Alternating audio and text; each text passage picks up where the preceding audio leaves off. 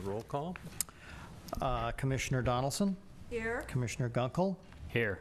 Commissioner Keller? Here. Commissioner Coomerly? Here.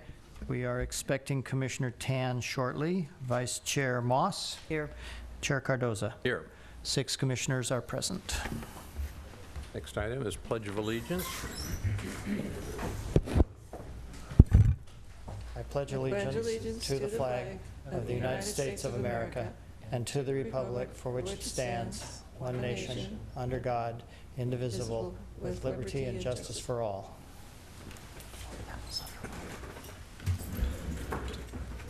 Next item on the agenda is public comment on items that are not on the agenda tonight. Seeing none, go to the action recap. I apologize that I just realized apparently we inadvertently left the action recap out of your packets that were mailed to you. I have put a hard copy of it on the dais in front of each of you. It's pretty short. I don't know if you want to look at it now and take action on it, or if you would prefer to just put it over to the next meeting. Does anyone have I any just read comment? it. I read it. Works for me. I've read it. It works for me. Somebody want to make a motion? I'll make a motion. We approve them. Second. All in favor? Aye. Aye. Opposed? I abstain. Oh, Commissioner Sorry. Moss was not there. Next item on the agenda is Director's Report. Yes.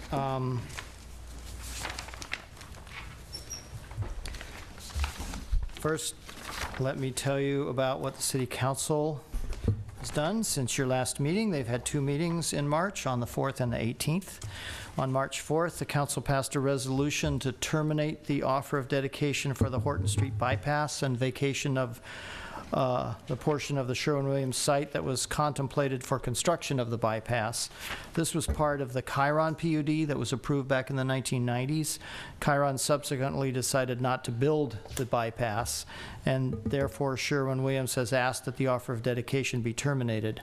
Under the terms of a memorandum of understanding that was signed in 1994, the city is obligated to quitclaim any interest in the property if the bypass is not under construction by the end of 2010, which obviously it wasn't. Therefore, the city was obligated to terminate its interest in this potential street right-of-way. This action is part of the current efforts to clean up the title to the property before moving forward with the development. And on a related note, I'd just like to let you know that we've been told by the Sherwin-Williams developers that they expect to submit an application probably in May, within the next couple of months. Also on March 4th, the council introduced the first reading of an ordinance to amend the planning regulations to add standards for emergency shelters and to make the regulations for supportive housing and transitional housing consistent with those of other residential uses. This ordinance, as you may recall, was reviewed and recommended for adoption by the Commission at your January 23rd meeting. The council passed the ordinance on March 18th, and that means it will take effect on April 17th. Also on March 18th, the council approved the annual progress report on implementation of the general plan, including the housing element in calendar year 2013. This was previously reviewed and approved by the commission at your February 27th meeting, and your comments at that time were incorporated into the report that went forward to the council. The report will now be submitted to the Governor's Office of Planning and Research and the California Department of Housing and Community Development by the April 1st deadline as required by state law. The council also approved a contract amendment for our building division consultants, West Coast Code Consultants, and a corresponding budget amendment to account for several large development projects that were not previously included in the baseline budget. And finally, on March 18th, the council considered the implications of Emeryville becoming a charter city as opposed to a general law city, which is what we are now, and directed staff to initiate the process to place a charter city measure on the November 4th, 2014 ballot. So you will all have an opportunity to vote on that in November. I don't know that that necessarily will have any implications for us in terms of the commission's actions or the planning regulations. I do know, though, from when I worked for the City of Oakland, there were a number of things that were different than general law cities. One was, because Oakland, of course, is a charter city, one was that the zoning regulations did not have to be consistent with the general plan. I don't know why you would want your zoning regulations to not be consistent with your general plan, but charter cities don't have to. Charter cities can also do use variances that general law cities can't do. I don't know, again, why you would want to do that. But there may be other implications for planning that I'm not aware of that we may get to deal with if and when we ever become a charter city.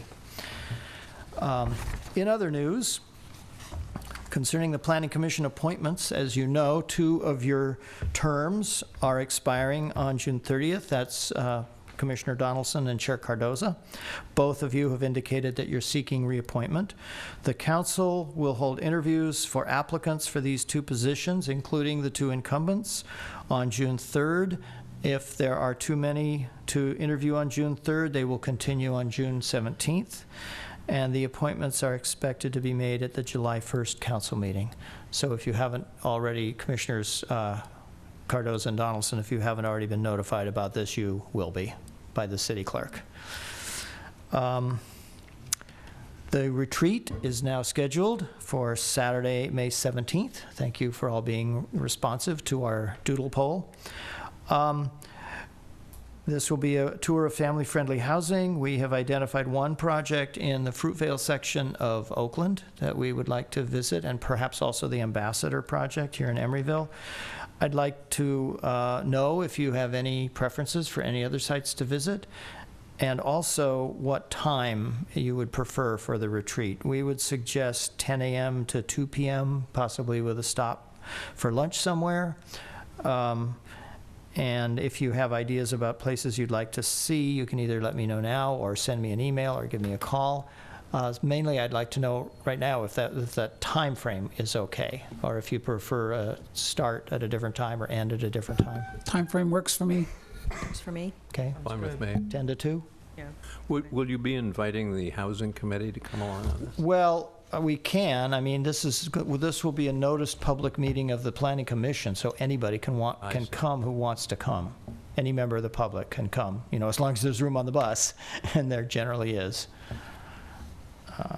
Would you like us to invite the Housing Committee specifically? Yeah, it seems to me you have in the past. Okay.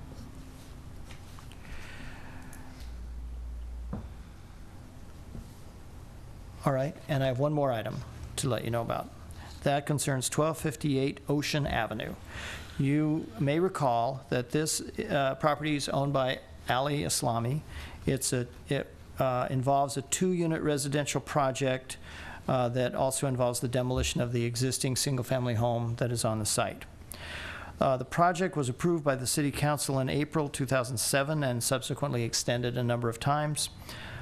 A building permit application was filed in January of 2011, and the building permit was subsequently approved and was ready to issue.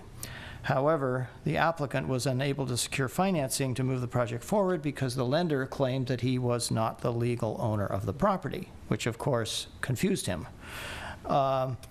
It then came to light that he had been the victim of a crime by which the property was fraudulently sold a number of times beginning on March 8th, 2011, when a deed with a forged signature was recorded at the Alameda County Recorder's Office.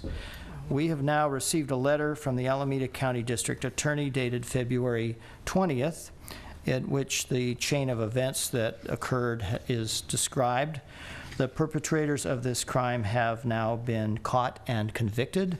They were affiliated with your Black Muslim Bakery. Oh my God. And apparently, one of them forged a signature on the deed and deeded the property over to the other one. They went down to the Alameda County Recorder and recorded it. and then they transferred it to somebody else and recorded that, and it went through a number of transfers, and it was ultimately sold to an investor in China who had no idea that the property was stolen, that this was all fraudulent. Needless to say, it took Mr. Aslami, with the help of the district attorney, a couple of years, 3 years actually, to straighten all this out. But as I said, the perpetrators have now been caught and convicted, and the property title has been returned to Mr. Aslami. In deference to him as a victim of this crime, the district attorney says, we are asking for your assistance, you, the city of Emeryville, in placing Mr. Aslami's property rights regarding 1258 Ocean Avenue back into the position he held as of March 8th, 2011, which is when the first forgery of the deed occurred. Therefore, at that time, the planning permits were still valid and the building permit was under review. So in response to the district attorney's request, we have decided to basically wind back the clock to March 8th of 2011 and continue to process the building permit application under the building codes that were in effect on that date, which would be the previous building codes. And we expect to issue that permit sometime in the not too distant future. So if you see construction beginning on that site after this long hiatus, when you thought that all of the permits had expired, that is why. If you have any questions, that concludes my report. And if you have any questions on any of the items I've reported on, I'd be happy to answer them. I do have two questions, but I'm trying to remember one of them. Maybe I missed this, but that Horton Street bypass where the property was, the right of way was relinquished or vacated or whatever. Mm-hmm. Why was that never constructed? Well, the Chiron PUD had two options. One option was to leave Horton Street as it is. The other was to move it over so that it would run next to the railroad tracks. And then the existing Horton Street would become a private road within the Chiron campus. Back in about 10 or 12 years ago, when Chiron decided to build the parking garage on Horton Street, at that time, they came to the city with an amendment to their PUD to revise the boundaries of it, and the parking garage design got bigger than what was in the original PUD, and it basically encroaches into the area where that road would have been. So by getting that garage approved and built, they basically precluded any possibility of ever building the bypass. As a part of that deal, the city did a land swap with them, and we ended up with what we're now calling Horton Landing Park. So essentially, more than 10 years ago, the bypass was precluded by their decision to build that garage. Okay. So we could have vacated this easement a long time ago, but they never asked for it and asked us to. And then my other question is the charter measure that's going to be put on the ballot. What will be the process for drafting that charter, and when will we be able to sort of read the details of that charter? Do you know the answer to that? The process will be outlined when staff presents that at the city council meeting, at the next city council meeting. Is that right? I'm not sure which meeting it will be, but in the future council meeting. Yeah, I believe it's I believe it is the 2nd April meeting. Although I could be wrong, it may be pushed to the 1st May meeting. Staff will be bringing an item to the City Council, which will outline the process and the time frame by which a charter city how the city would pursue becoming a charter city. And once that information is out, then certainly you would receive the packet along with the rest of the public.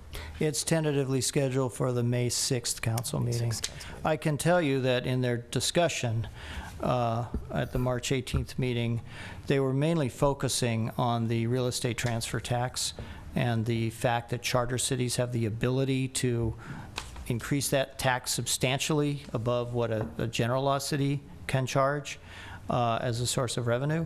And the thinking was to become a charter city to allow that to occur and basically have the rest of the charter say that we will basically do everything else that a general law city does. Okay. So, I mean, that's the gist of it, but it could contain more than that. Thanks. Any further questions? Move on to the next item on the agenda, Telepacific wireless antennas.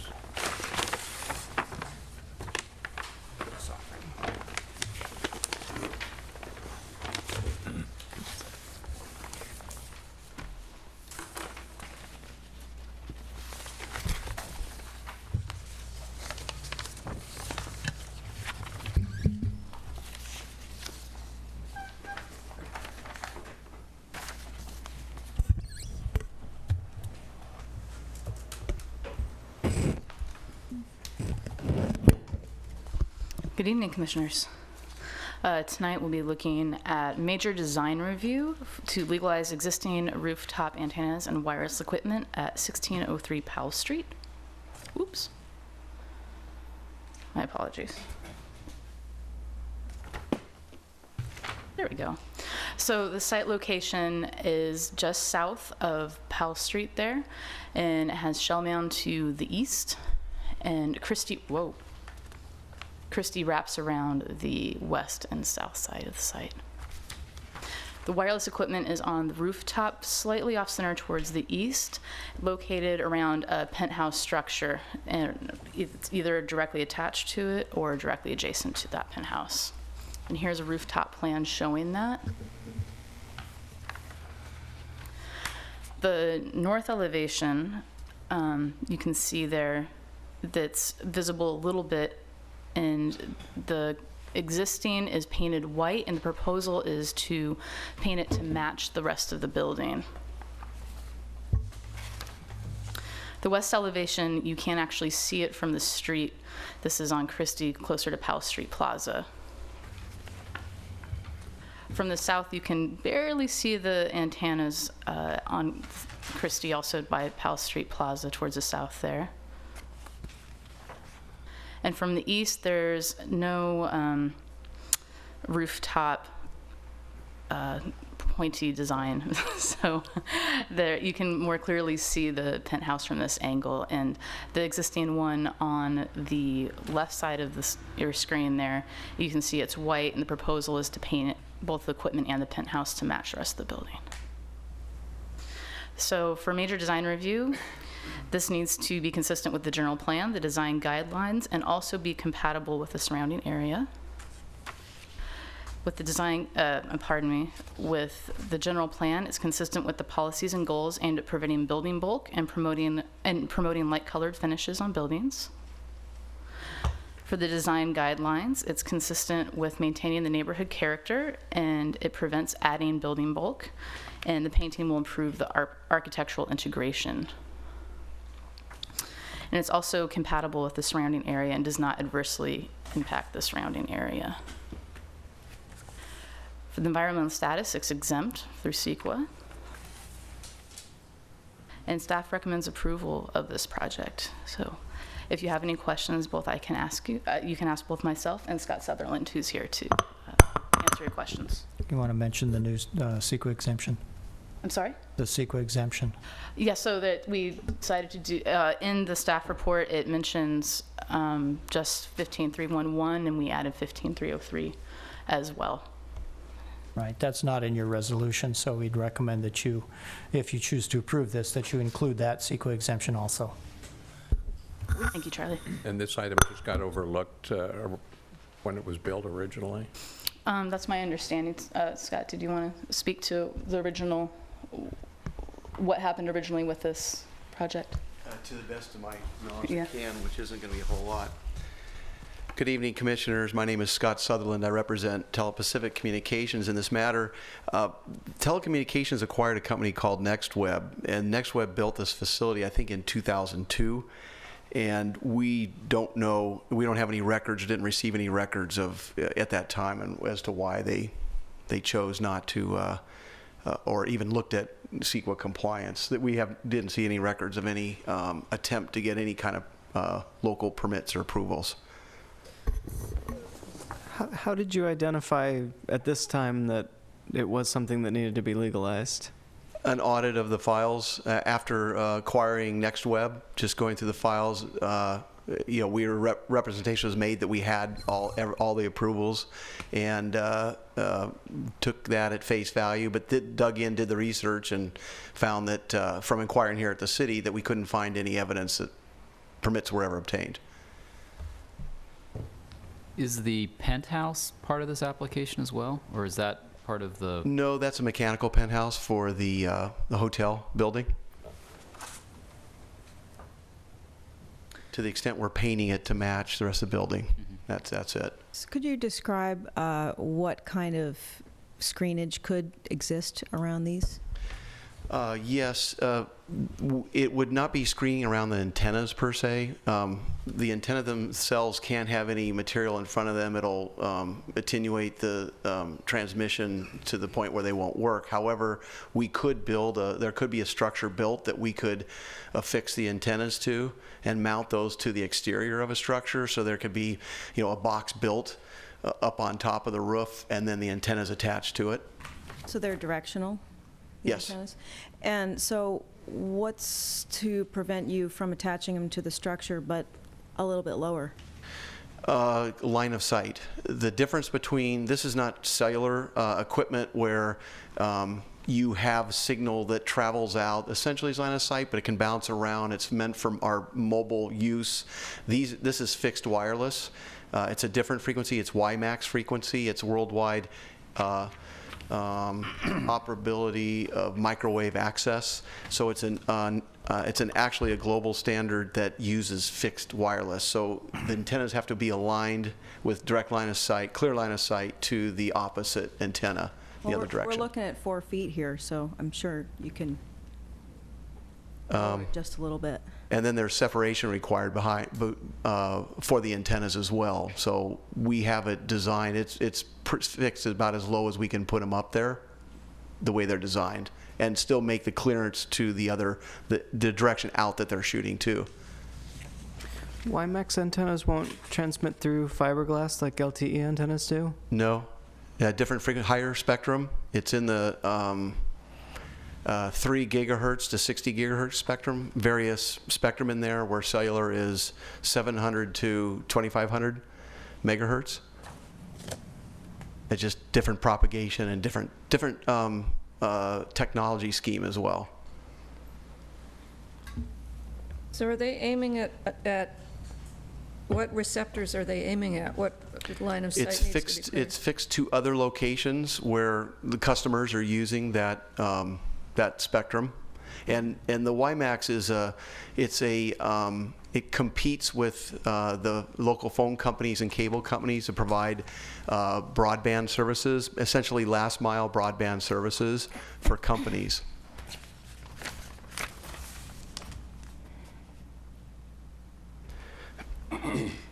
So just so that I understand how these work. So when I first looked at them, I thought that because they are microwave antennas, yeah? Correct.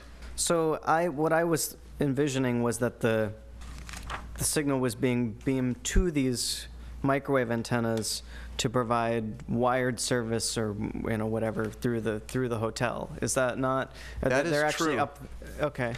They are the hotel, and that's not always the case, but in this case, the hotel does use the Telepacific service in lieu of AT&T. I think AT&T be the local carrier here, or a cable company. So they don't use that. It's a discounted service. It's quite a savings for businesses to use Telepacific versus the bigger companies that use all the old public telephone infrastructure that's out there. So that's not always the case that a building owner or other tenant, as a case of Sheraton, would use this service, but in this case it is. Oh, but so also in addition, these antennas are beaming a signal to other wireless users in the vicinity? Yes. Okay. Yes. So if we built a structure that was 4 feet taller, basically, which is the height of the highest dish, is that correct? The highest dish above the roof of the penthouse? Yep. Yes. Then you could attach it to that. Yes. Is that something you're willing to do? Sure. I mean, that's what we need to do to satisfy the conditions. But Vanessa, I don't understand what that's going to do because it can't block the antenna because the antenna would then lose reception. So by doing that, what are we It's achieving? directional. Just that it's So it not would just be freestanding, attached I to the outside of the building. So it's attached, it could be moved to the outside, Would we whatever. still see it as we do now? We'd have to make the building taller. It It would, would be taller would be taller, yeah. and bulkier, yeah. I guess I have a hard time believing that can't lower them a little bit and recalibrate them. That seems confusing to me. I just don't, I guess I don't understand that.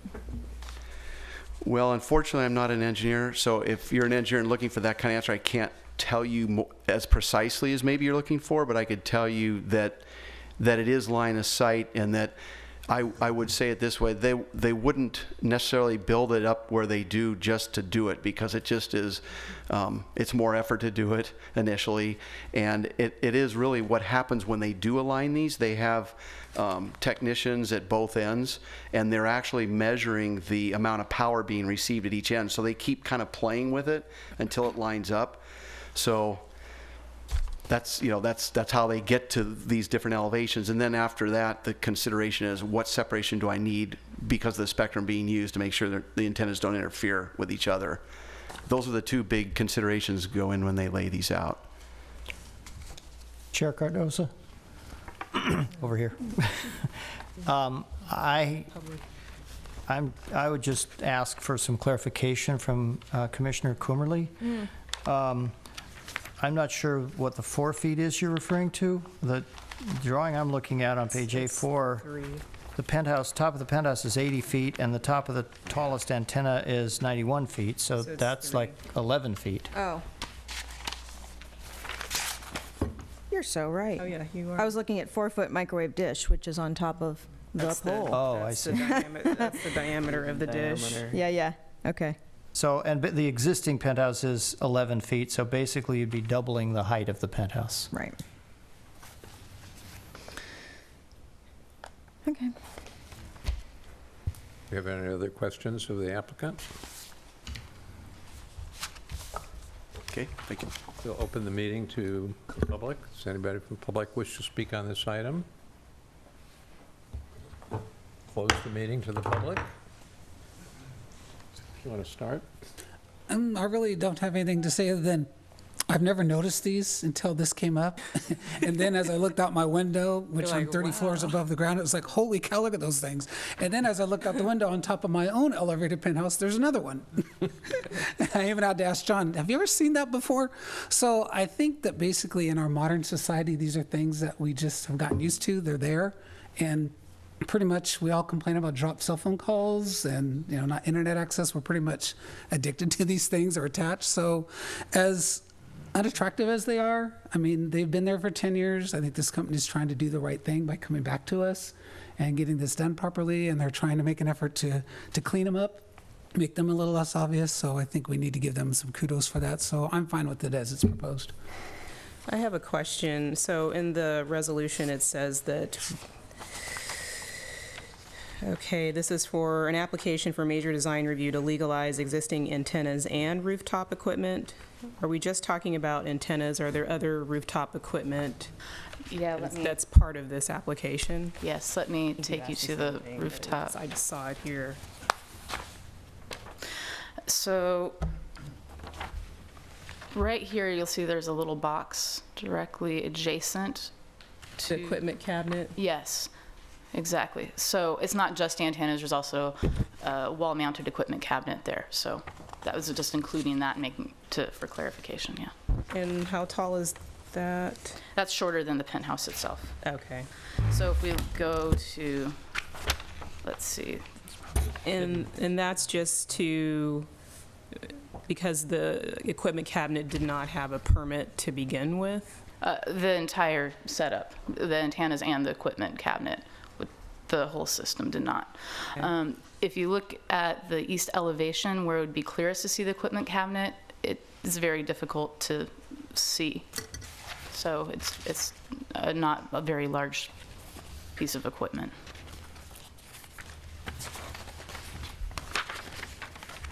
So I'm wondering if it's, so this is for the existing equipment that but any future equipment would need to to be enclosed, is that correct? Any future changes to it would need to be enclosed? Additions? Not necessarily. Right. I mean, any future changes would require the same kind of approval as this, major design review. The guidelines say to enclose it if feasible. And I mean, the findings that we've presented to you tonight indicate why it's not feasible in this case because of the kinds of antennas that these are. So there's not an absolute requirement for screening. It's if feasible. For this type of antenna, that apparently is not feasible. Well, then I'm just sort of trying to figure out how to mitigate what's already pretty ugly from the east view, and I've always actually thought that, always noticed that, and I always wonder why it was painted white. But so that's kind of exciting that it'll be painted the color of the building. I think that's good. But what I'm trying to, if feasible means, well, now we actually need to go up 15, 20, 30, you know, where's this feasibility end? And can we put a cap on it right now while we're making this resolution? Well, for these particular antennas, if you're saying go up 15, 20 feet, I assume you're referring to the structure that these would be attached to the outside of. Future antennas, because there will probably be more, I'm guessing. There's some now, and there will be upgrades, updates. You know, that's the way it goes. So I'm just trying to stop while we're as far as we've got without having it be worse. Well, that wouldn't actually be screening, though. I mean, it might make them a little less obvious if they were attached to something that, you know, a solid wall behind them, but they'd still be visible.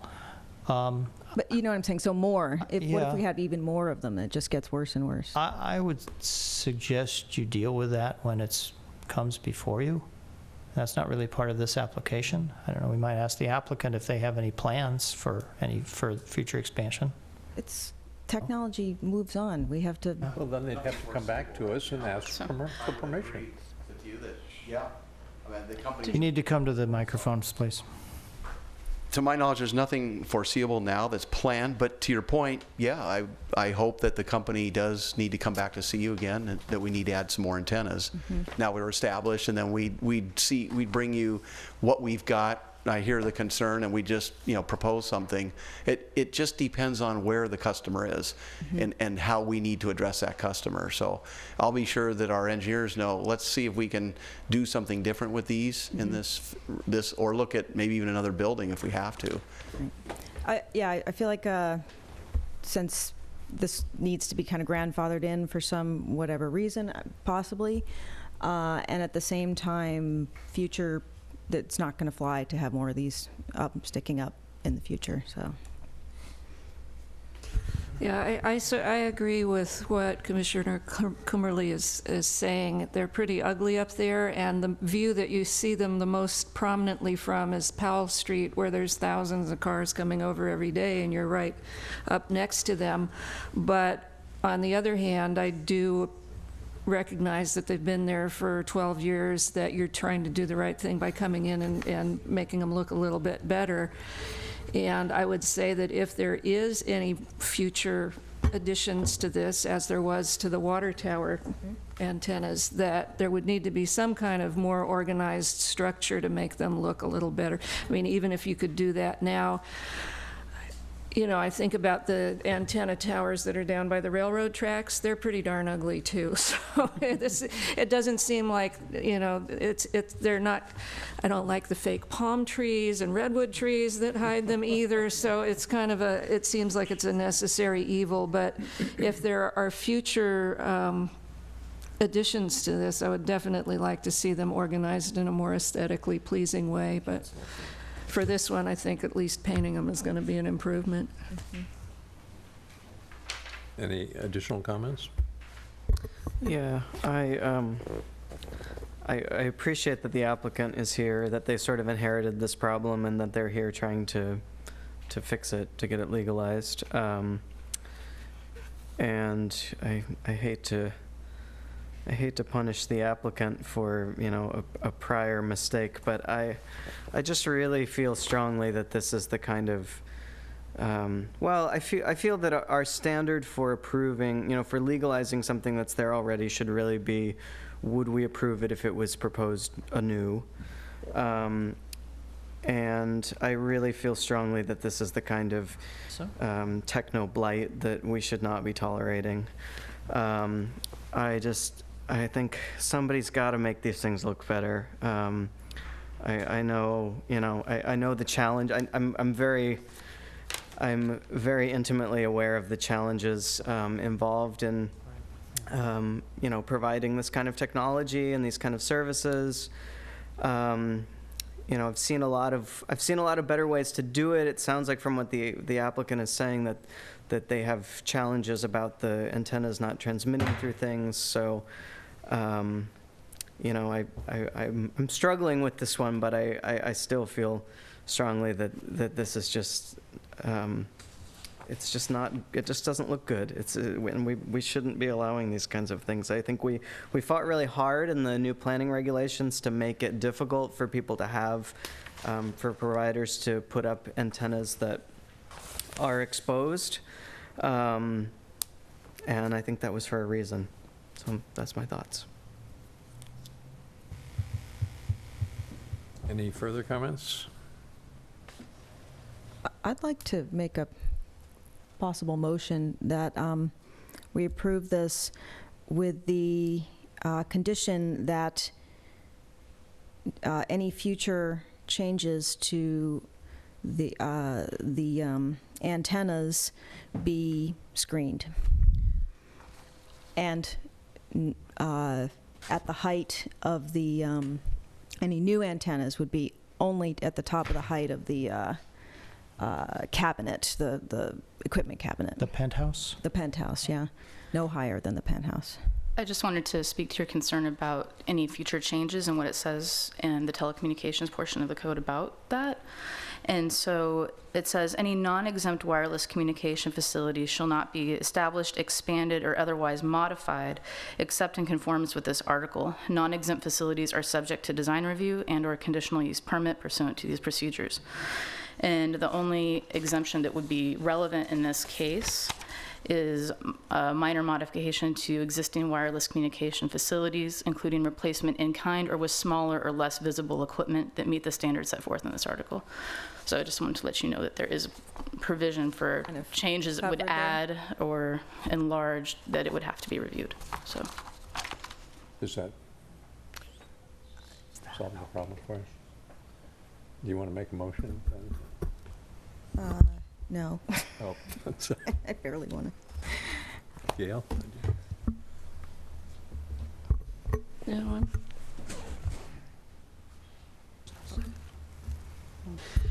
I'm struggling with it too, because it seems to me that there does need to be a way to make those not look so messy and so disjointed and ugly, and they are directional, it seems.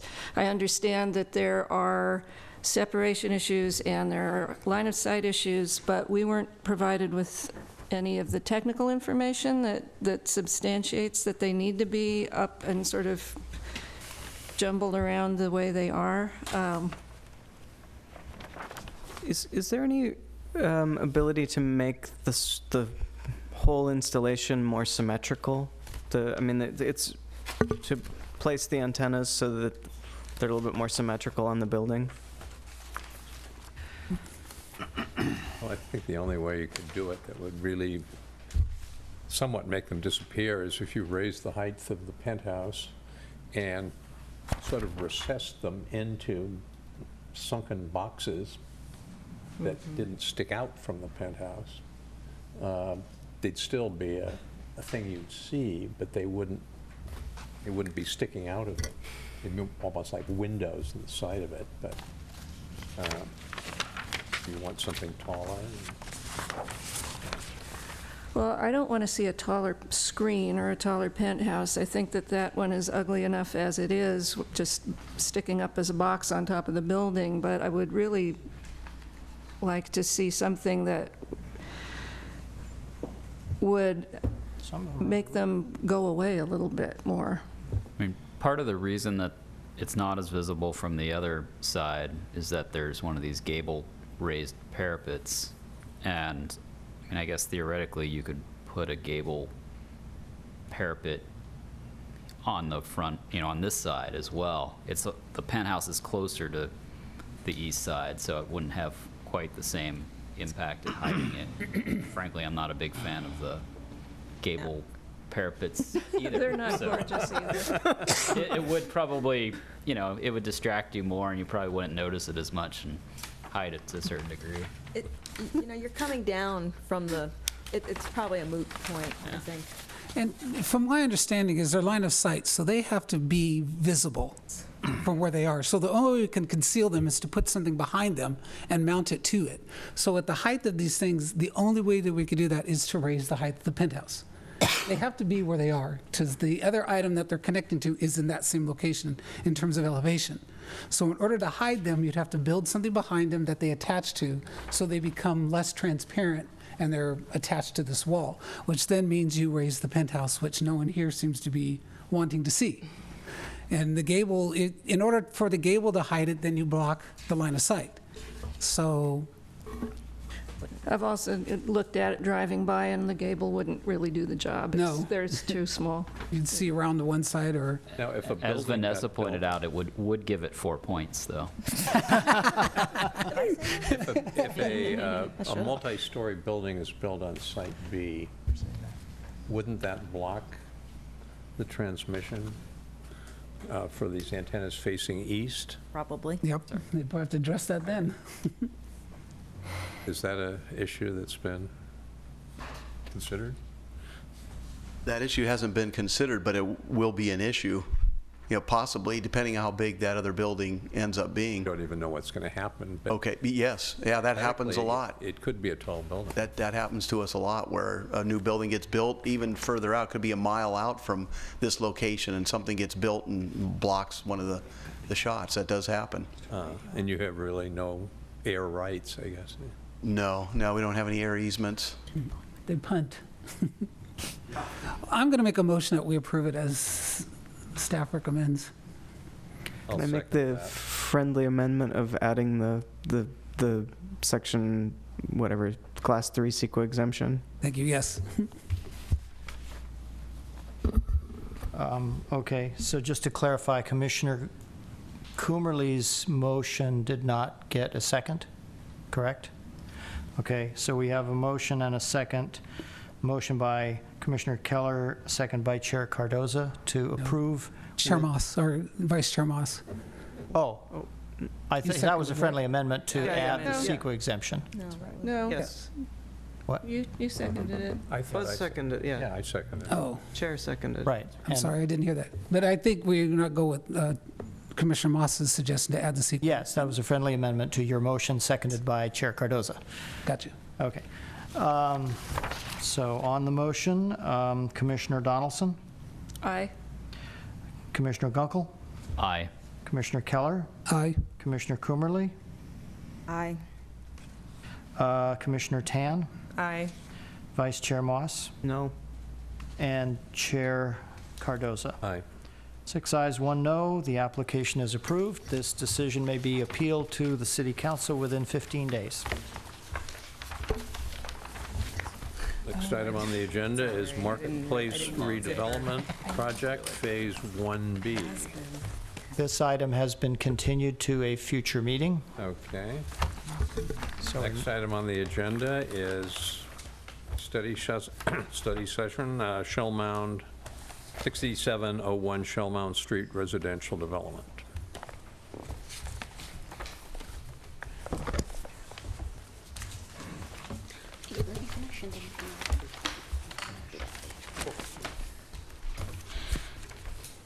Good evening, Chair Cardoza, Planning Commissioners.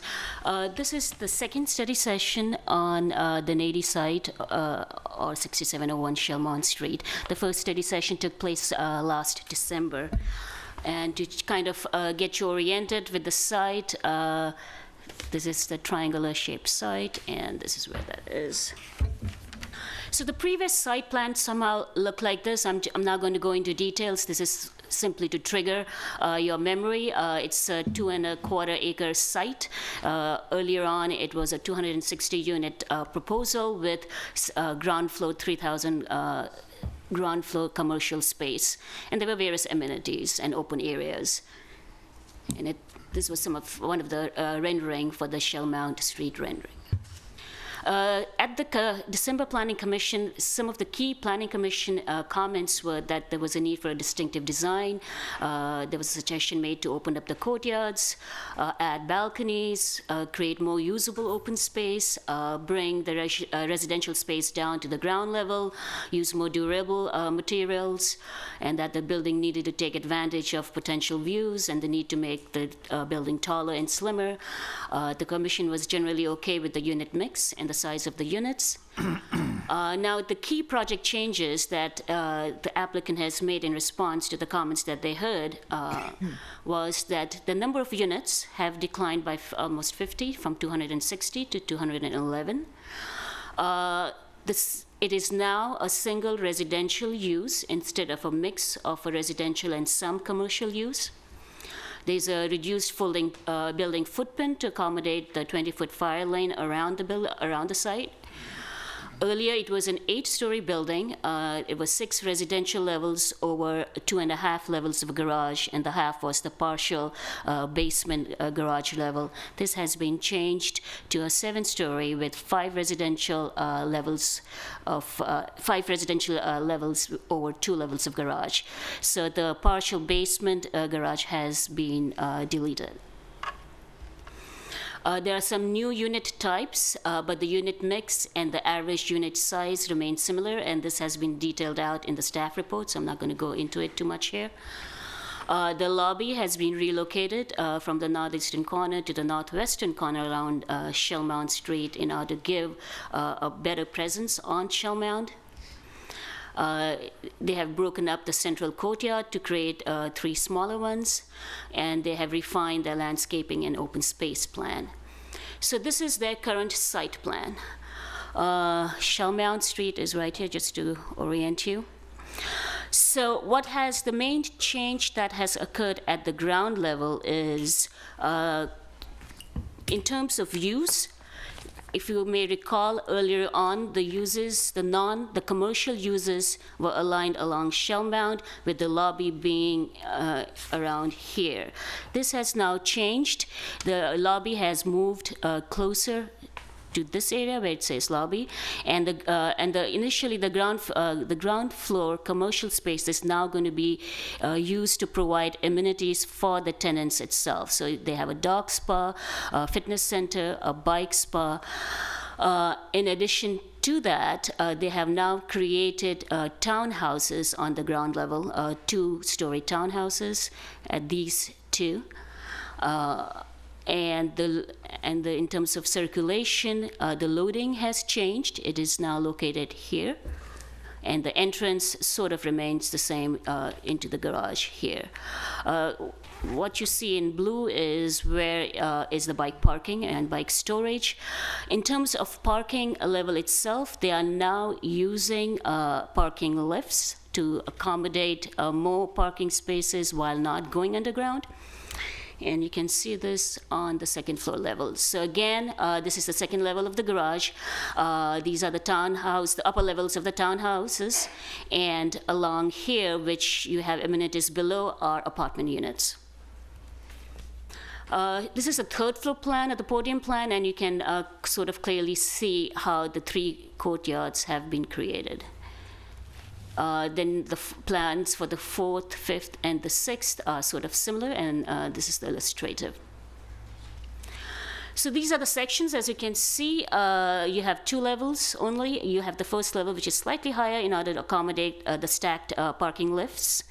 The total height remains 84 at this level, yeah. I'm not going to talk go too much in details as far as elevations and the building materials and the design is concerned, because I believe the applicant is going to describe each changes that they have made and why they have made that and what is that in response to. But I've just highlighted some of the introduction of new materials that they're using now. This is directly in response to the Commission's comment that you were tired of plaster. And this is the landscape plan. Again, I will let the applicant go into greater details. This is a lot more refined and thought out. You have the 3 courtyards here at the podium level, and they've done more treatment along the ground floor level, especially treatments near in front of the townhouses on both corners. And I'm going to let the applicant go into greater details regarding the different components of this plan. So this is the rendering from Shelmount Street, and this would be the lobby right here. And this is how one of the courtyards would look like. So in terms of conformity to land use policies, this is in the MUR zone. The proposed use, as I mentioned, is a multi-unit residential only, which is allowed by right in MUR. However, the parcel size, when the parcel size is between 1 and 5 acres, which this one is, our regulations require a mix of uses. And if a mix of uses is not possible, a single use is allowed, but it needs a use permit. And the finding that the Commission needs to make for a use permit to allow single use is that the mix of uses is not feasible at this site.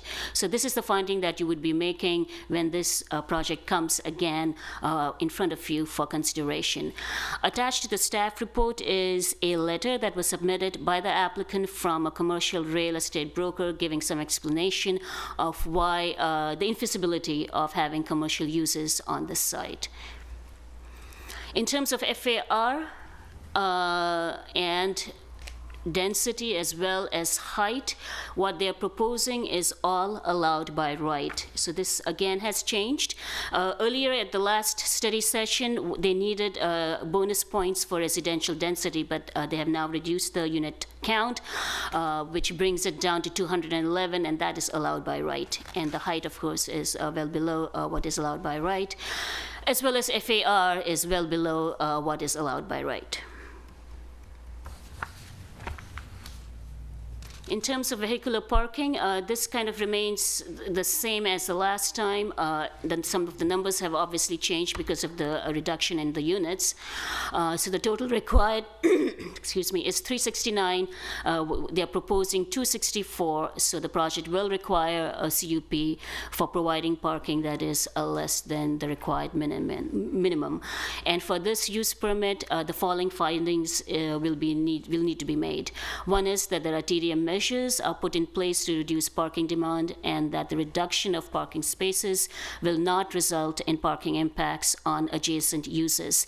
The applicant has provided a parking survey, and this will be peer-reviewed in our CEQA study that is being conducted as we speak to assess whether what the parking that they are providing would be adequate or not, and the TDM measures that may be necessary. In terms of bike parking, the required is 13 and 13 short-term and 211 long-term, and I think I indicated whether the parking spaces are distributed in the building. And so they are providing 211 spaces within a secure garage and 14 spaces for short-term, which is located just outside their lobby. In terms of the open space, the required private open space is 8,400 square feet without substitution, and the common open space is 4,200 square feet. What they're proposing is the common open space, which is well above what is required, and a portion of this will be substituted to provide private open space. And the private open space calculations cannot be made at this point because I kind of need to know how many units have balconies, because not all of the units have balconies. So those calculations with the substitution should work themselves out, but that is something that when they provide more information, it should be in front of you. But they are very well aware of their private open space requirements, so they've been keeping that in mind as they design the project. In terms of issues to be considered, again, the mix of uses, this is something that they will be asking a use permit for, and the use permit is to allow single use of multi-unit residential where a mix of uses are required. So we request the commission give us information regarding whether what information has been submitted so far is adequate, and whether additional information or documentation is necessary, and if so, what type. Unit mix, staff wants to check in again to make sure that the unit mix and the unit size is acceptable. In terms of parking, like I'd mentioned, they are providing less than the required minimum, which is allowed with a use permit, and we are asking you to give us direction whether the proposed parking reduction would be considered and under what circumstances. In terms of open space, we want to check in again whether the proposed common open spaces, in terms of its location and purpose, are to your satisfaction. As I'd mentioned before, we have hired urban planning partners to conduct the environmental review required under CEQA. We are expecting to do an ISMND, that is mitigated negative declaration. So in terms of the permits that this project will require is a conditional use permit to allow for parking and a single use, not for residential density, that's a typo, only for parking and single use. And the design review permit for a new construction. So that concludes my presentation, and what we are seeking a direction on are these 4 categories: mix of uses, unit mix, parking, open space, and any other issues. So that concludes my presentation. As I mentioned, the applicant does have a fairly extensive presentation as well. If you have any questions from me at this point, I would be happy to answer. Otherwise, we can move on to the applicant's I understand that the city has a minimum width requirement for courtyards. Correct, correct. And that some of these courtyards don't meet that? Correct. So this will need to be corrected before it comes for your consideration. Okay. Please bear in mind this is a study session. We are not asking you to approve these plans today. Is that on page 7, the DCC comments, is that at the bottom it says, the building division staff noted that all the courtyards had existing issues that would need to be addressed? Is that? Exiting issues. Oh, exiting, okay. There's no S in there. There you go. Yeah, Right. so the courtyards have both exiting issues per the And- building code and width issues per the planning regulations, so obviously they're going to need to do a little more work on the courtyards. Okay. And what kind of width problems are we talking about? I'm just trying to... It's 50 feet minimum. Well, the planning code requires that courts be as opposite a required window, that the court has to be at least as wide as the opposite wall is tall. So, in other words, if the opposite wall is 30 feet tall, then the court has to be 30 feet wide. The maximum court width that's required is 50 feet. So if the wall is more than 50 feet tall, the court doesn't have to be any wider than 50 feet. In this case, it appears that the walls are about 55 feet, which would mean the court has to be at least 50 feet. Okay. Maru, am I correct then that at this point the only as proposed tonight in these drawings, the only thing that a use permit would be required for is the mixture of uses? Correct. The fact that and it the is a parking. single, that it's a single multi residential use, and not a mix of uses as residential commercial. There is one other thing. Any project in the mixed-use zones on a site of more than 1 acre requires a conditional use permit. Oh, okay. Just All right. does. And also the reduced parking. use permit Yeah. for use, and design review for the whole building, yeah. So regarding the parking, the TDM measures that you said would be required for the reduction in parking, is that something that the applicant, do they pick those from a menu of items and then the commission sort of blesses that when we approve the use permit, or how does that process work? So what will happen is that, as I mentioned, a traffic report is being, a CEQA review is being done. A part of that, a traffic report will be done on that, including the parking assessment.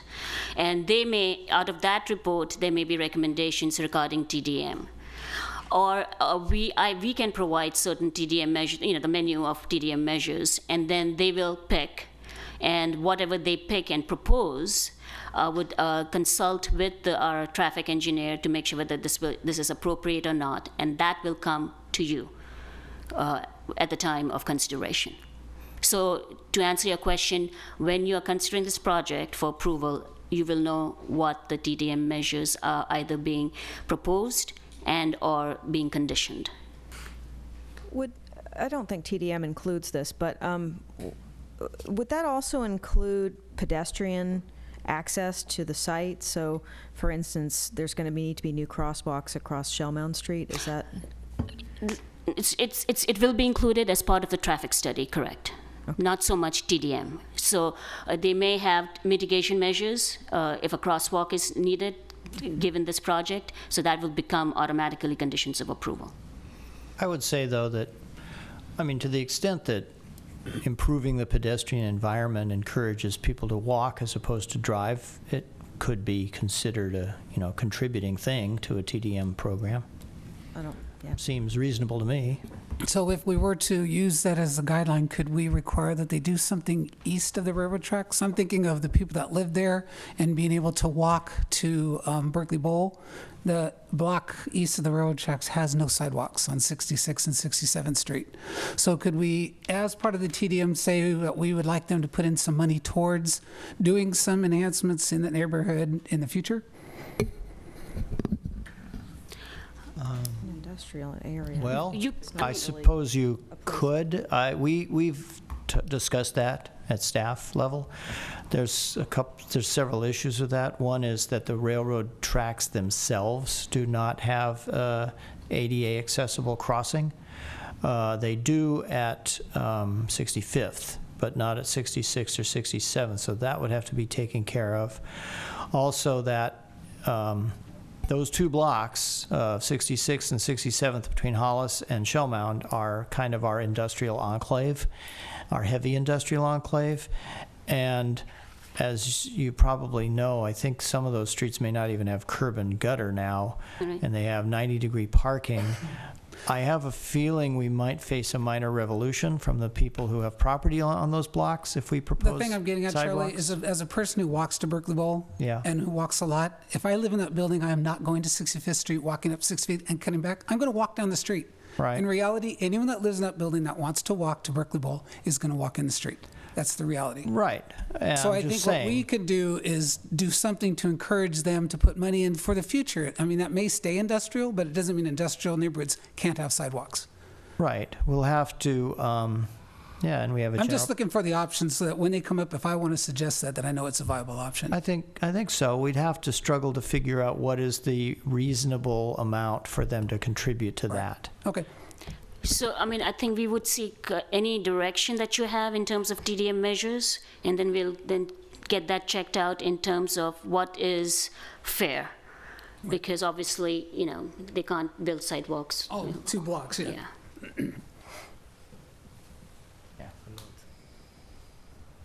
Okay. So were there any other questions for staff? If not, I'm going to open up. Applicant, please come forward. So the flash drive is here. These are your. So I'm technically challenged. So which one do I want, Vivian? That one? One that says presentation. Okay. That's true. Behind every spokesperson, there's brilliant people.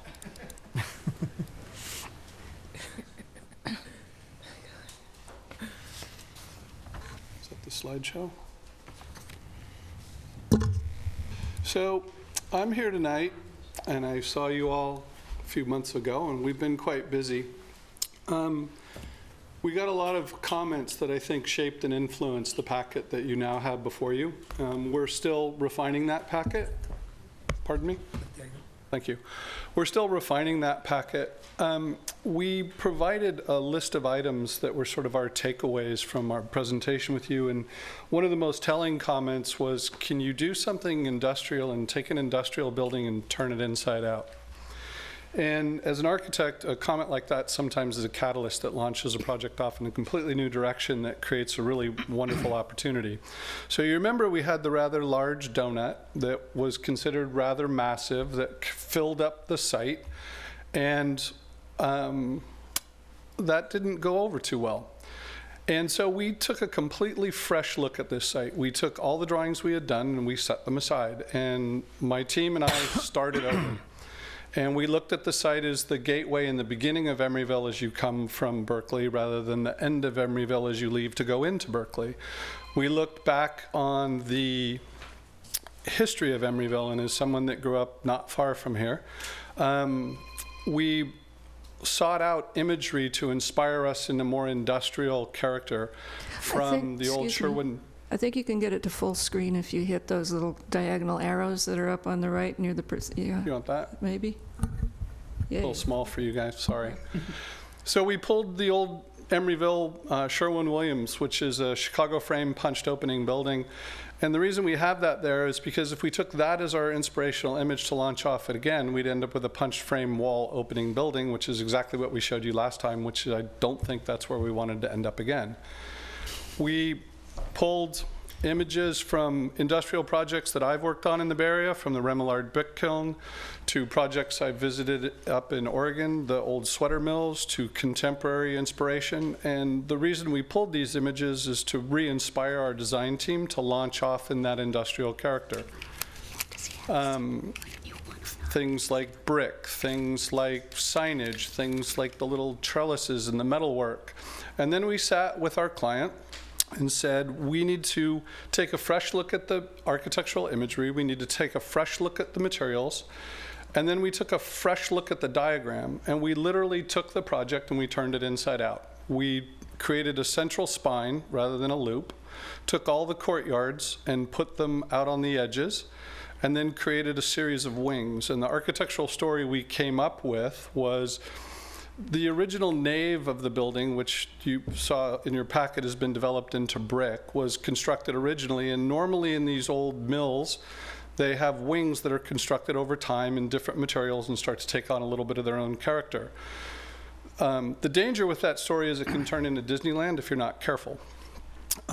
We then had our design team take bits and pieces of that diagram with no floor plans, no architecture, and study ways to do things in a series of materials such as brick, punched openings, corrugated metal, exposing ductwork for shafts like trash rooms. And then you can see there's sort of a finished product of a floor plan that, as Maru mentioned, we shrunk the building. The original structure came all the way out to the property line on this edge. The building footprint has gone down from 76,000 square feet to 63, which obviously opens up a lot of landscape opportunity at grade. And we've developed a linear park concept that doubles as a fire road. It's a comment, and the landscape architect will get into the details of that. There was a comment of, can you bring residential to grade in appropriate locations? And we've developed some townhouses in a couple of neighborhoods. As Maru pointed out, we have some bicycle parking opportunities that spill out into this linear park that create openings and small little entry moments. We've moved the lobby down to the gateway moment of your project. We've taken the sidewalk and brought it into the building so it goes underneath the central brick nave, which basically sits about there. We also took this opportunity to take the trash, or take the loading dock, which was sitting at here, turn it 90 degrees and screen it and put it on the corner and still hang on to that pocket park landscape moment.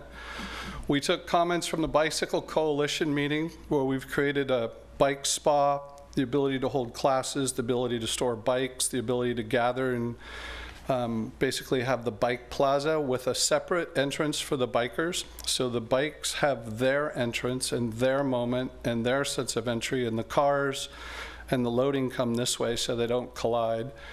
We have a fitness center that's tied into the lobby, a dog spa directly off the lobby, trash, and then what Avalon Bay does is they have what's called a lobby lounge, which is a space that's a combination of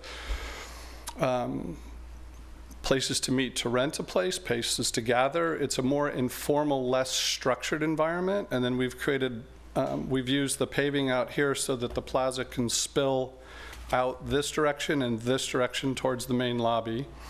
We stuck with the idea that since there's no parking here currently, that we would do a landscape strip and push the sidewalk back.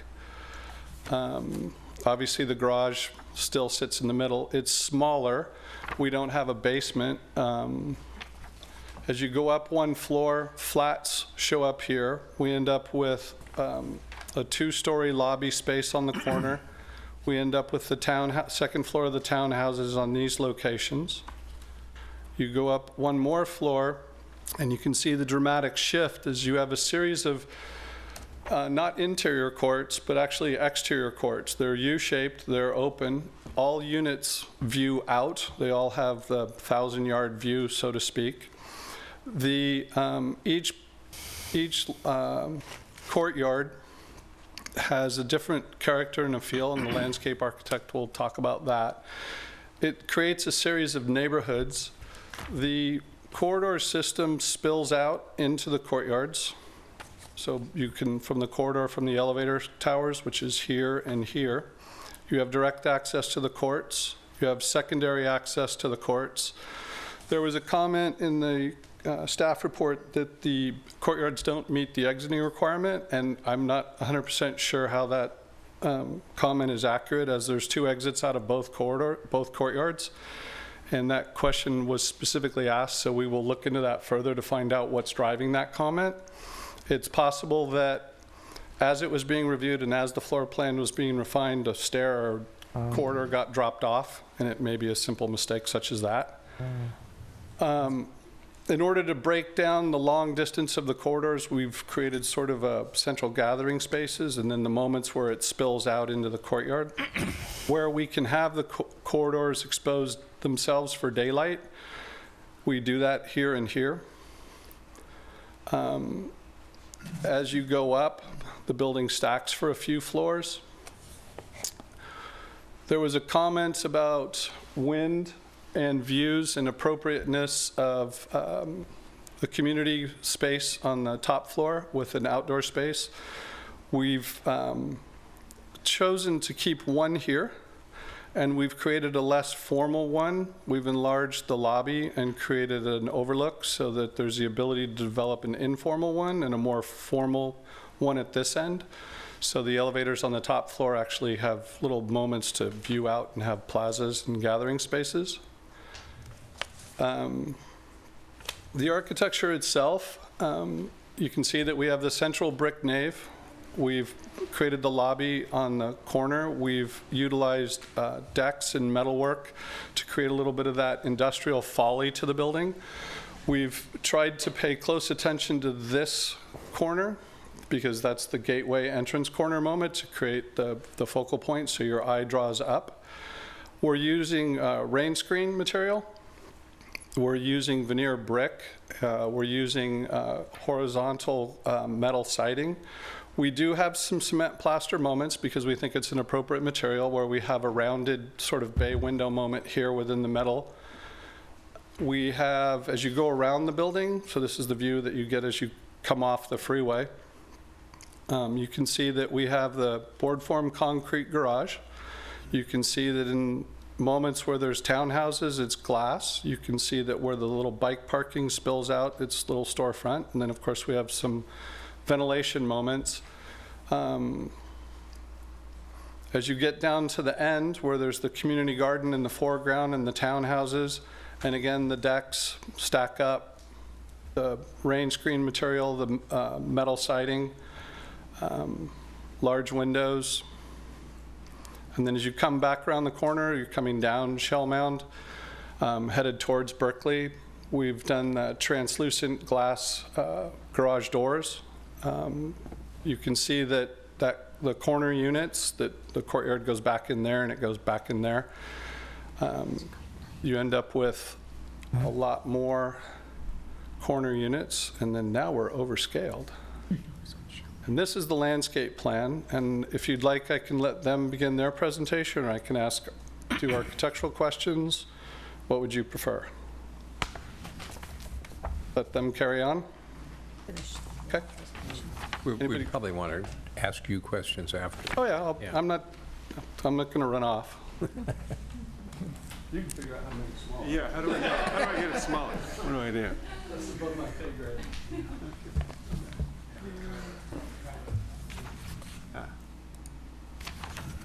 75%?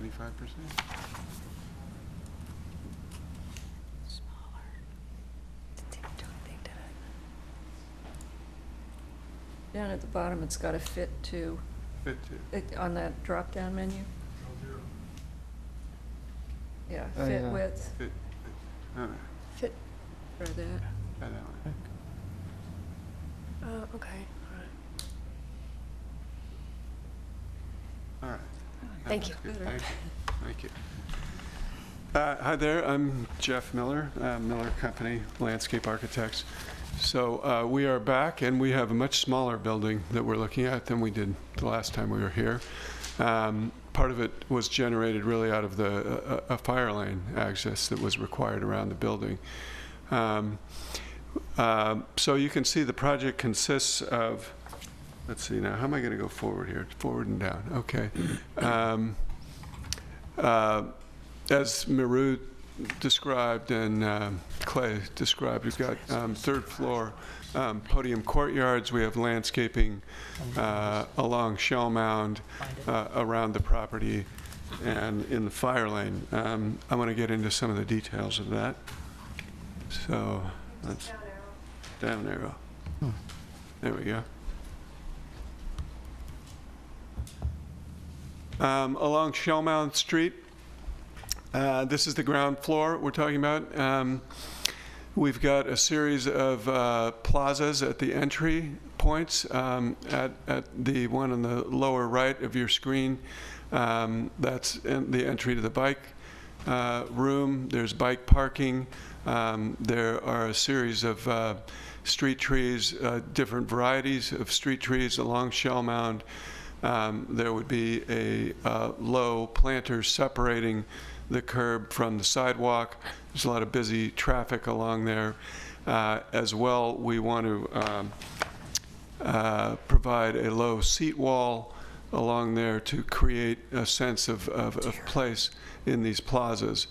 Let's see. So this is the, oops. Oh, geez. This is going fast here.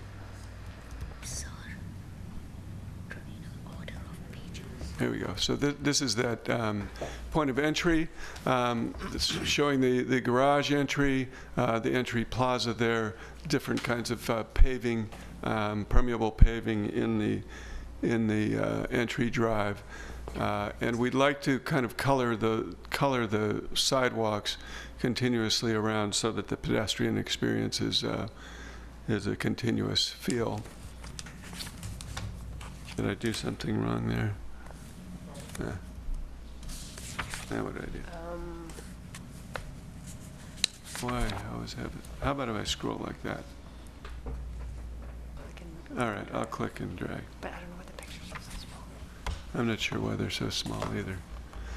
Anyway, so this is a view into the plaza showing the separation of the sidewalk and the street. This would be the raised planter along the sidewalk. Let's see if we can make this a little bigger.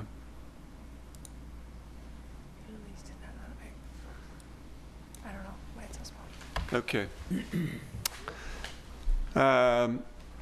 The picture you're seeing is a project up in Portland that we've kind of patterned this after. A landscape treatment along the sidewalk, granite slabs for seating, and here is kind of the sense of the shell mound as we see it. There would be no parked cars along the street, though. Further up Shell Mound, we're getting into the first residential community. There'd be a gateway here, pedestrian gate, and gateway for fire access.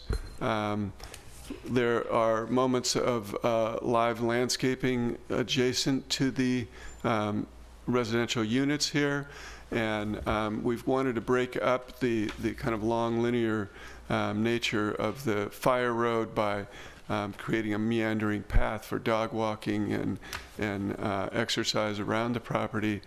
And we're proposing 2 different materials that would be placed on to the fire lane. An artificial turf that would be supported underneath, and a decomposed granite. Along the fence line, the new fence line, which would be a 6-foot fence, we'd have flowering vines along the edge. So this is a view into the first residential townhouse area there. Boy, this really got small. So these are folks using artificial turf in areas adjacent to there. We think, you know, we don't think there's going to be a fire very often in the place, so we wanted to make it useful. Everything would be underlaid by structural support. So here's kind of the system that we would use, both for the decomposed granite and the artificial turf. Further on, all the residential communities would, or the townhouse communities here would have special planting. This is outside of the fire lane to scale the individual units that all have little patio spaces. Yeah, let's see, how do I get rid of that now? There we go. And in the corner of the site, we've developed a small community garden. The adjacent building does step down here, as you can see in the rendering. So we think this is actually a good place for western and south light coming in as another amenity for people on the site, residents. So these are community gardens. We hope it feels something like this, happy people growing good things to eat. On the podium levels, we have 3 distinct courtyards. This is the largest of the courtyards. They'll all be equipped with social space. They will all have private patios adjacent to the units. There is access in and out, as Clay described, to the building. There's a lot more light coming into these courtyards than what was previously shown in the kind of donut scheme. On both the north and the south sides of the project. And again, here is a view into one of the courtyards. This is the larger courtyard. The courtyards would be screened for wind protection on all of the open ends, and we're seeing kind of transparent colored screens as a possibility. They would be equipped with outdoor barbecues and places for people to gather, as well as private terraces. Here's a picture of the kind of screening that we see at the end of the courtyards that we think would be kind of a nice light feature at night as well, that it could be multicolored. And then up on the upper part of the project, there is a community room with an outdoor space that would again have a windscreen here. We understand it and clearly that it's a windy space, but we want to take advantage of the views to the Golden Gate, and it will have outdoor barbecues and an indoor-outdoor fireplace that would be both inside and outside the building. We will be following bay-friendly strategies for landscaping. This is a preliminary landscape plant list showing different varieties of trees and infiltration plants and shrubs. We will be taking water from the roof to the third floor podium into infiltration planters, and then from the third floor down to infiltration systems along the ground floor. And with the fire lane, we're hoping to have that to be pretty permeable surface. So that's kind of the character of the landscape as we've developed it, and we think it's greatly improved from what you saw the last time. So we're ready for questions, I think. You start down at Brad. Want to join me, Clay? Yep. Landscape-wise, well, there's a mention of a 6-foot fence, and it seemed, at least one image I saw, seemed to show the shadow of an ornamental metal fence at the front.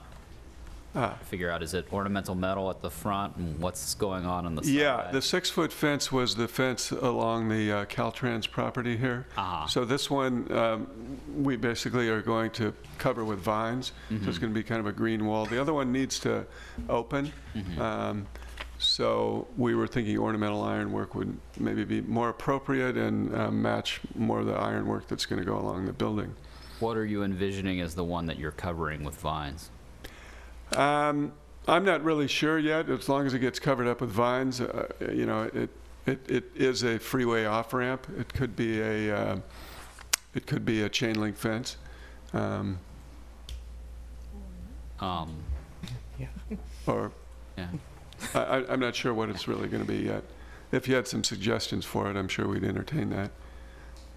What I find with fences like this is if you get the right vine, the fence disappears. You've spent a lot of money on a fence that's no longer there. So I've done that too many times. And then in the courtyards, on the floor plans, the architectural floor plans, it shows the courtyard level units with patios that follow the same profile as the balconies above, more rectilinear. Whereas the landscape plan and renderings show those patios as more organic and actually delineated by the landscaping as opposed to the rails. And I'm just I'm guessing that the landscape plans are correct and the architectural plans just had the, They have the extra line there. Yeah. You interpreted that correctly. Okay. And then while you're up here, in the architectural plans where the rounded features are, there's a couple locations. Yes, here? Yeah, on the architectural plans, it shows it as if it's just an interstitial space between two walls. But There's, I think in individual unit plans, it's clear. What's that? Oh, in the Individual unit is it? plans? Okay. Is that individual unit plan in the packet or not? The rounded bay Do you know window what page window? that's on? A23, 8.2.3. We can add that to the packet. That individual one isn't in there, Oh, okay. but it's Is that a, dining area. okay. It's where your dining table would go on that unit. Are there windows there? It's really hard Yes, to that's the,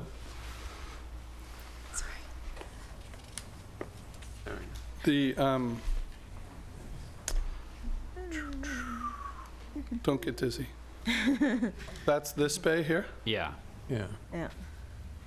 The plans show it like it's a dead space or something. Study session, not quite done yet. Good pickup. But the intention is that it's. That's right. The intention is that's the bay in that unit, that's the Okay. dining area. Okay. And we'll, if that unit in particular and the justification of that bay, we'll get you that unit in the final packet. Okay. Those are all the questions I have. So there was an issue that was raised with regard to the width of the courtyard and the ratio between the width of the courtyard and the height of the wall. So have you begun to Yes, look I at have that? a And study so can you that I talk can- about Yep. what you plan to do about that? Where's that packet? the courtyard study packet that we did this morning.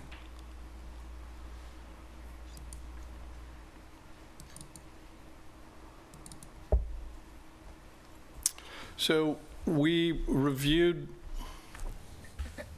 the code sections of interior courts, which is the term used. And you can see that there's a dotted line here that sets the 50 feet. This courtyard is actually 51 feet and exceeds the requirement as it gets deeper and exceeds the requirement even at the face. This courtyard, you can see there are 4 bay windows that encroach upon the 50-foot width. And you can see that in this unit, there's approximately the corner of this living area that encroaches. If you wanted us to revise it, then we could push stuff back and push stuff over. If you wanted to interpret the code, it says a minimum of 14 feet. So the narrowest you will allow a courtyard is 14 feet from me to you, one unit to another, in a building that's shorter. As your building gets taller, the courtyard wants to get wider, and it wants to get wider for light and air reasons, not necessarily privacy reasons, or you would have held me to a tighter standard even when I'm shorter, right? So the goal of making a courtyard wider is for light and air and vision, not necessarily for privacy, because your code has already set a minimum standard. Now, you can argue that as a building gets taller and there's more people in it, privacy becomes a premium. So there's 2 spots here, from there to there and there to there, and this location here. Now, all the courtyards are open on one side, so they are much longer than they need. They're infinitely longer than they need to be, and the issue's right there, and those 4 bay windows. And so that's what we studied. So to meet your code exactly, those 4 things would need to go away, and this would need to push over. And if you saw that these weren't technically interior courtyards, because they're open on one side, they're not interior of the building like a donut, and you don't perceive an appreciable light and air and privacy issue, then maybe you can see your way clear that the design's okay as it is. But that's not, I'm just explaining the problem as best I can. That's your purview to make the recommendation that you think's appropriate. Well, basically, you would lose 2-bedroom units, they'd become 1-bedroom units if you had to open it up. The quick solution to this one is this 2-bedroom becomes a 1-bedroom, that unit slides over and that problem goes away. The quick one to this is the 4 bay windows go away and the unit gets reconfigured. So is that, I mean, that's part of what planning commissioners and design review commissioners and city council members do for a living, is interpret the code and the intent. And whether the fact that the courtyard actually exceeds it, and where it's its most problematic, it's deepest, it's wider, and as you get to the front where you actually have views out, does that meet the intent or no? But that's the study, and we just did that today, and we can get that, and those are all the technical height issues. We can get this packet over to you so you can study it. Did that address the concern? Not solve it, Well, but address the question. It explains the problem. It explains what you're proposing to do. So these unit changes, is that taking place just at level 3 at the podium would go all the way level, up. or would go all the way up? Go- So all of those units would be modified. So we would lose a number of 2-bedroom units. Well, Jeff probably won't let me do that, so I'll probably be asked to squish the bubble different and solve the problem. You could make my life easy by seeing around that, but this one's probably not that horrible. This one probably should be worked on. I mean, bay windows into the encroachment, there's exceptions for that in lots of codes. A 10-foot room jumping into it here probably is a tad aggressive. Could you slide everything just out to the west on that side? Fire lane issue. Yeah, and the It's, fire the bubble's a little more Clearance, complicated okay, than that. yeah. But, that's, you all challenged me, in December, and we're here. So, Chair Cardoza, Yes. I'd just like to clarify a little bit about the court issue. I'm not sure what this differentiation is about interior versus whatever. The code defines a court as an open space between facing exterior walls of residential buildings on the same lot. And by exterior, it means the skin of the building. You know, so even if you had a donut-shaped building with a courtyard that's entirely surrounded, those walls that face it are still exterior walls. It doesn't mean walls that only face out like to the street. It means the exterior skin of the building. So these are all courts as defined by the code. And the dimensions, as I said, are supposed to be 50 feet. Minimum of 50 feet. And for better or for worse, our code doesn't have any flexibility in this. There's no exceptions. That's going to be my question. There's no minor conditional use permit to vary from it. It would require a variance to waive this court requirement. Now, some of these units have balconies and some do not. Is there?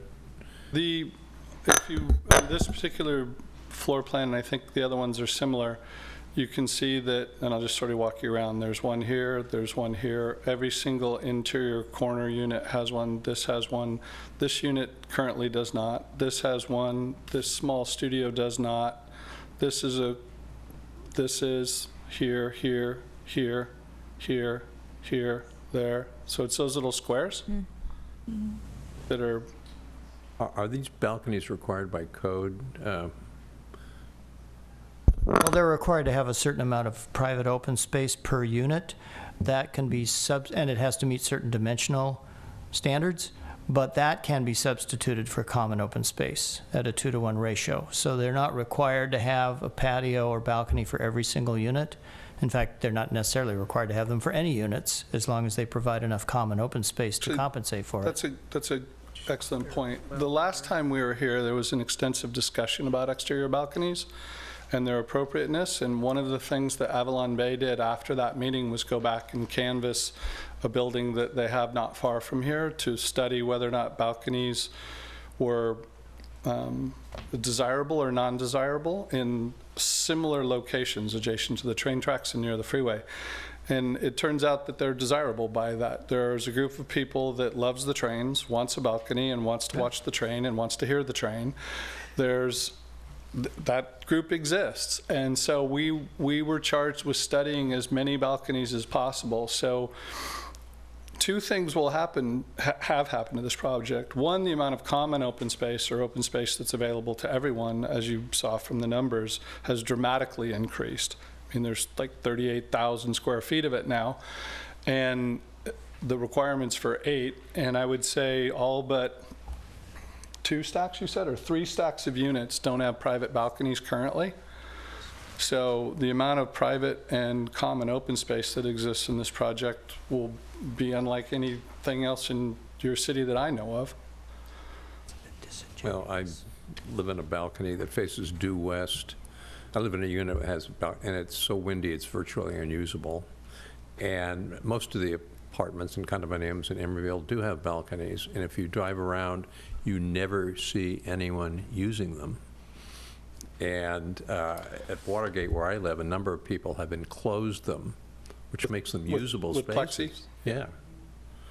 But, you know, you're in the business, so you know. Well, the current marketing study that we completed after our last meeting would indicate that people, whether they use them or whether they know it's windy, they want them.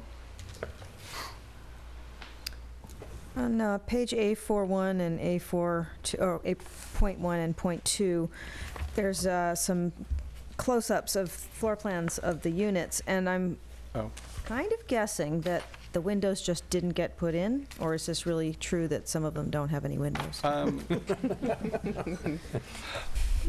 When you do, though, you're looking at the enlarged unit plans? Yeah. Yeah.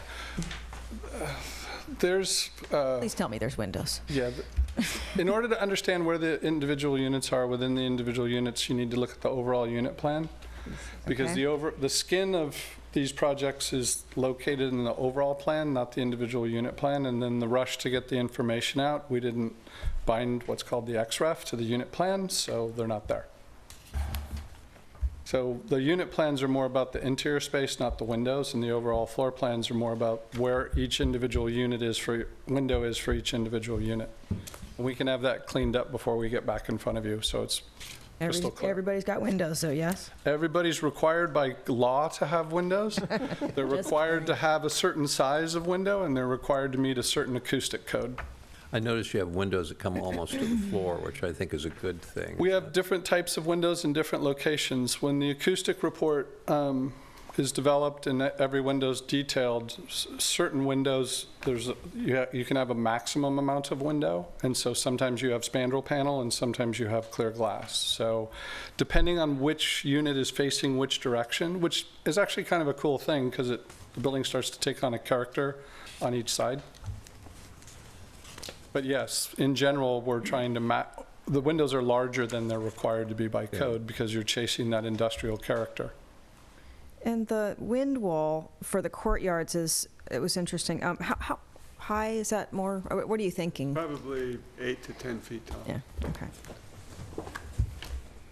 So are you far enough along to have a sense of the infiltration planters in the courtyard, how high they have to be? Because I often am seeing these ones that just really encroach on the space, and you have a perception that you're just being hemmed in even more. And some of the graphics there looked like they were maybe 4 feet. You mean the photographs? The one of Ocean Avenue. How could I reduce yours, Maru? Well, there's a requirement of how high they really have to be useful in terms of stormwater. It's usually 42 inches, and then the soil's 6 inches or 8 inches below that, so that when they fill up with water, they don't overflow. Go ahead, scale it to whatever you want. I think our civil engineers are going to help us try to cut those down as much as possible. The other thing that happens is that when the infiltration, which usually happens adjacent to the building, is adjacent to a window, we get into heights of windows, the bottom of the window. So we want to keep those things as low as possible. And if we can move most of the water actually down to the ground, we'd be better off. Yeah, and we do have a lot of permeable area now around the site. So I think we might luck out by kind of decreasing the height of those planters. Yeah, if those could be minimized, that'd be great. Well, as you can see, I mean, as one of the commissioners picked up, the patios of the individual spaces spill out beyond the patios that are upstairs. And then the C3 landscape are used as buffers to isolate semi-private space from public space.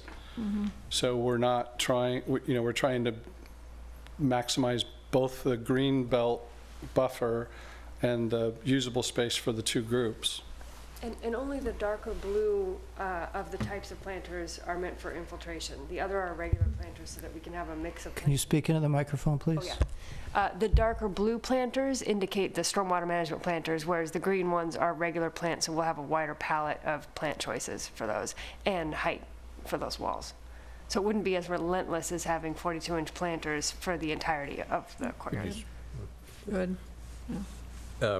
Do the southern balconies, which currently don't have a stair to the outside, will you be putting one on that will go down into that drive area?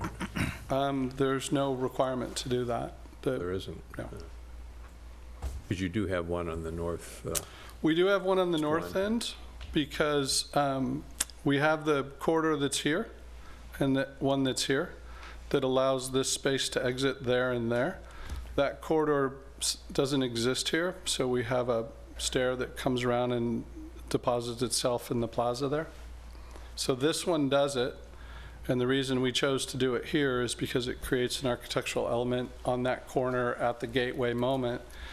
And on this side, we don't need them because we solved it a different way, and I don't really want to dump people into the middle of the fire, quote-unquote, fire drive lane. And the northwest corner is private. So. This is all 4 private balconies or patios.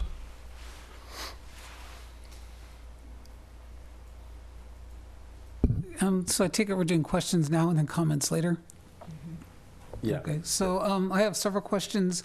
Along the Shellmound Street side, the sidewalk, do you guys have an idea of what we're looking at the minimum width of the sidewalk in that area? Yeah. Does it meet our code? I think it's a 12-foot sidewalk. At the minimum? Yes. Okay, at the tightest part? Yes, it's right. Okay. So that's a comment. That's a comment.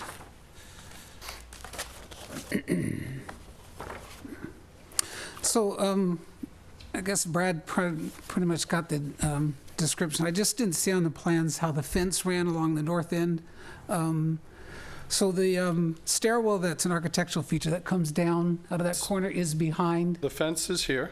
And Comes around, Okay. turns into both a man gate and a fire gate. And that's, as you picked up in the photo, the shadow is an ornamental metal fence. The stair deposits lands here. okay, how do you secure that? It's secured at the top. At the top, okay.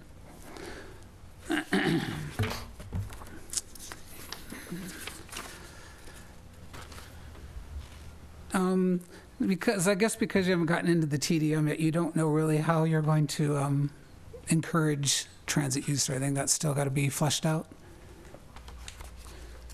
Okay. I think that's so much bigger. They're smarter than we are. And I think everything else that I'm going to have beyond that is more of a comment. I had another question. Could we pull up, oh, where is it? A 1.3 for a sec.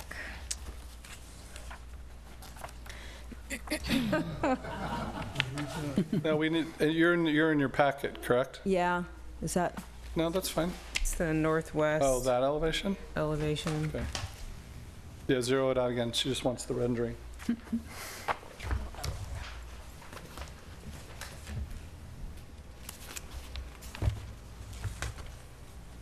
Did you, I think you might have. I think this That's is really- southwest. You want the northwest? Yes. Yeah. Oh, well, it's actually, yeah, the southwest corner, but the The view from 8.1.3 Yeah. is, no. I think that's There mislabeled. it This is. one. That one. Can you describe in more detail that corner right Here? there? Yes. What we're And doing? what's going on? Because, you know, there's, that's also, this, as you being part of the gateway, that's a big part of the gateway. Well, the building's turning back in. So Well, what's I just going on want here? to talk a The- little bit more about the materials and what's Uh-huh. going on with that blank wall. And So if you remember, one of the only materials I believe, well, except for a little bit of plaster, because I actually like smooth plaster in that curved form there. This is the college, Yeah. and that's the corner of their building. And what we've done here is, there's units, flats that you can't see because the trees are grown, but there's flats that sit across the top of this. The bike spa and its entrance and its plaza sits here. So this is actually the loading dock. And because the loading dock isn't normally used and we didn't want to have an awful roll-up garage door, we've done what we call a fire station door. And we did this on the Wax Museum in San Francisco, where you take a roll-up metal door and you put translucent panels in it, and you create a translucent panel window here so that this thing has a feel to it of part of that industrial character without looking like a roll-up garage door loading dock. so you're and saying it's then trans, so you'll be able to sits- look inside? 'cause it's When the door's translucent? up, you will. When the door's down, you won't be able to see in. But it'll be glass, it'll be It's frosted or something? translucent, yeah, it's like frosted glass. And if you recall, the base of the building is concrete, and we're exposing the concrete. We're doing old school board form concrete, so it has that rustic base to it. And then from there up, the grayish materials tends to be the metal siding. The two-tone material is the rain screen, and the brick is the brick. And so where those two, there's like a person wearing black outfit and a white person, little Here? couple there, yeah. Where are they going? No. That is, I'll show you. that's the troweled, smooth, is that what you're talking about? That, You're looking at this corner, that's the wall, and where those people were going, they're actually walking through the moment next to the bike entrance. This is the roll-up glass garage door. Huh. So I'll go back. so that's a So there's a little, board form also, or is that, Yes. you said smooth? Everything from the second floor down is pretty much board form. Board form. So we're trying to create the concrete plinth that the old factory was built on. And where you can see that on moments we break that rule where the residential shows up on these corners, we're doing the brick veneer. You can see that the nave touches the ground in spots. And then at this moment where the sidewalk spills in underneath the building and then the lobby lounge spills out, there's actually two ways into the main lobby. One's through the brick nave and one's off of this corner. Okay, thank you. What would be the ceiling heights of the uses along Shell Mound? The dog spa, the bike spa, I think your sections show the ground floor at 14 feet, if I'm not mistaken, because that ground floor, as Maru pointed out in her presentation, there's stackers back there, which requires a higher garage height, which then extrapolates itself into the retail space. You recall that when we were here, we talked about different ways to deal with this edge and whether retail or reserving retail was appropriate, or did you have uses, or did you have imagery, or something you could do to activate it. We've talked with, there's a heavy biking community.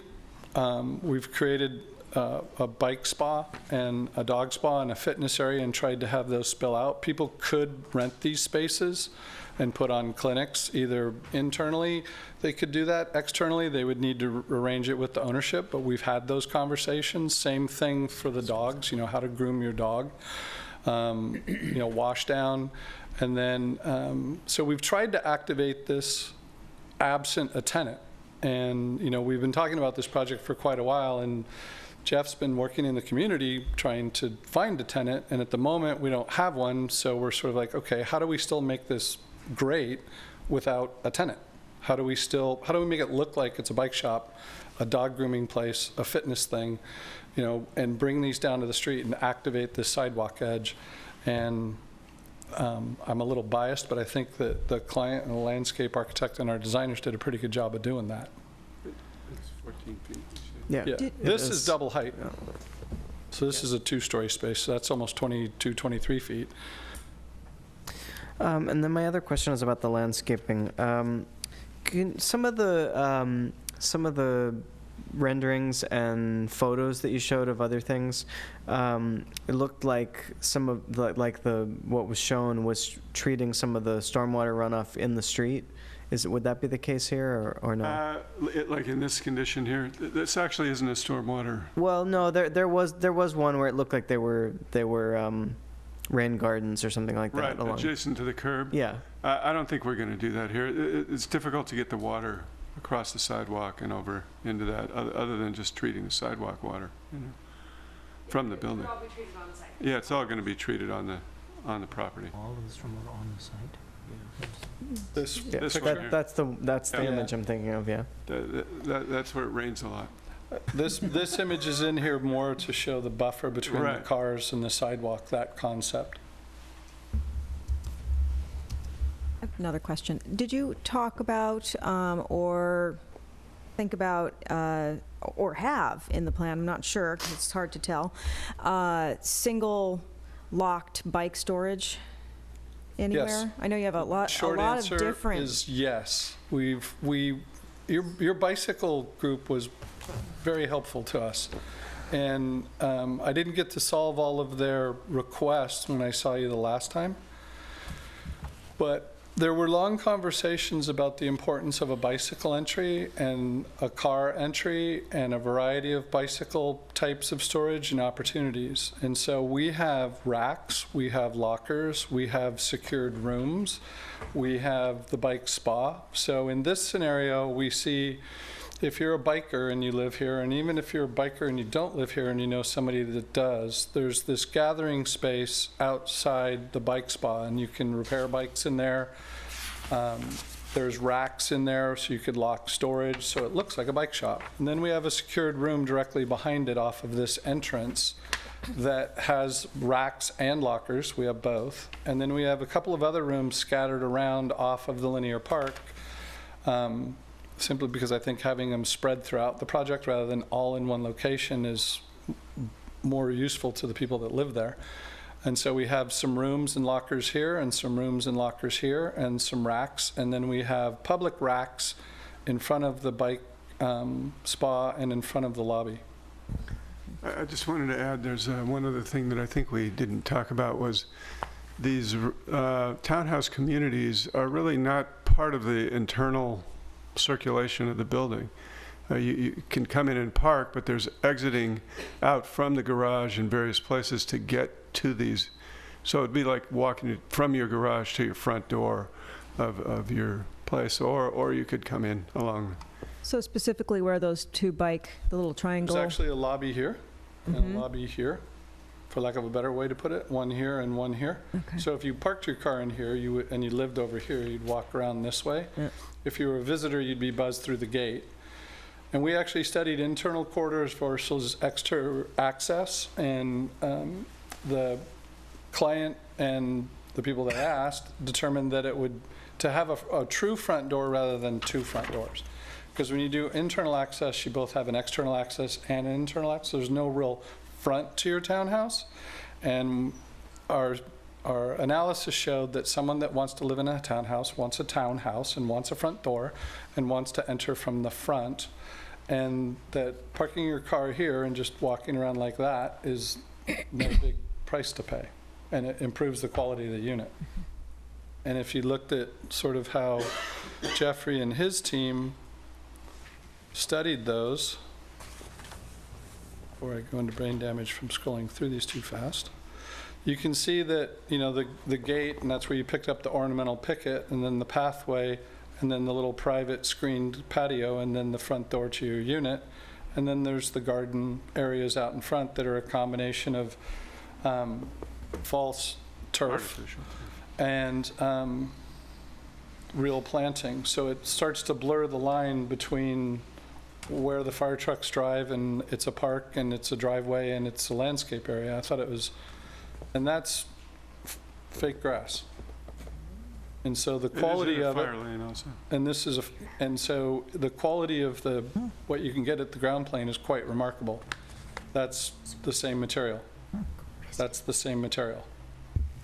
And so this should take on the character of a little park, like linear park, all the way around the project. Well, the alternative was to make a road around it, so, you know. No, that wasn't. That was never an alternative.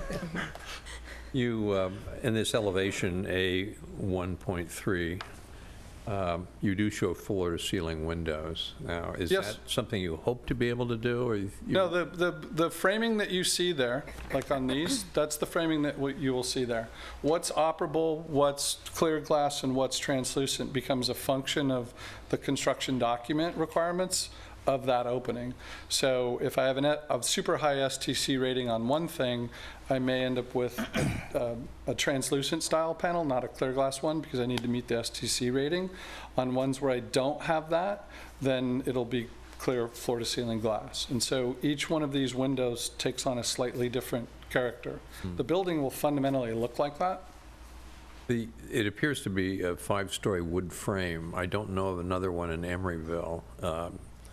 Is this something that's... Type 3 5-story is a new section of the code. You used to be able to do it under what was Type 3A modified, and when the code was revised the last time around, you're allowed to do 5 stories. The true nuance in the code is the number of podiums, and shortly before this meeting, we got a memo that the building official is currently comfortable, and I'll use that term loosely, with the 2 stories of concrete and the 5 stories of wood. He has a few comments, and we have a conference call scheduled tomorrow to go through that.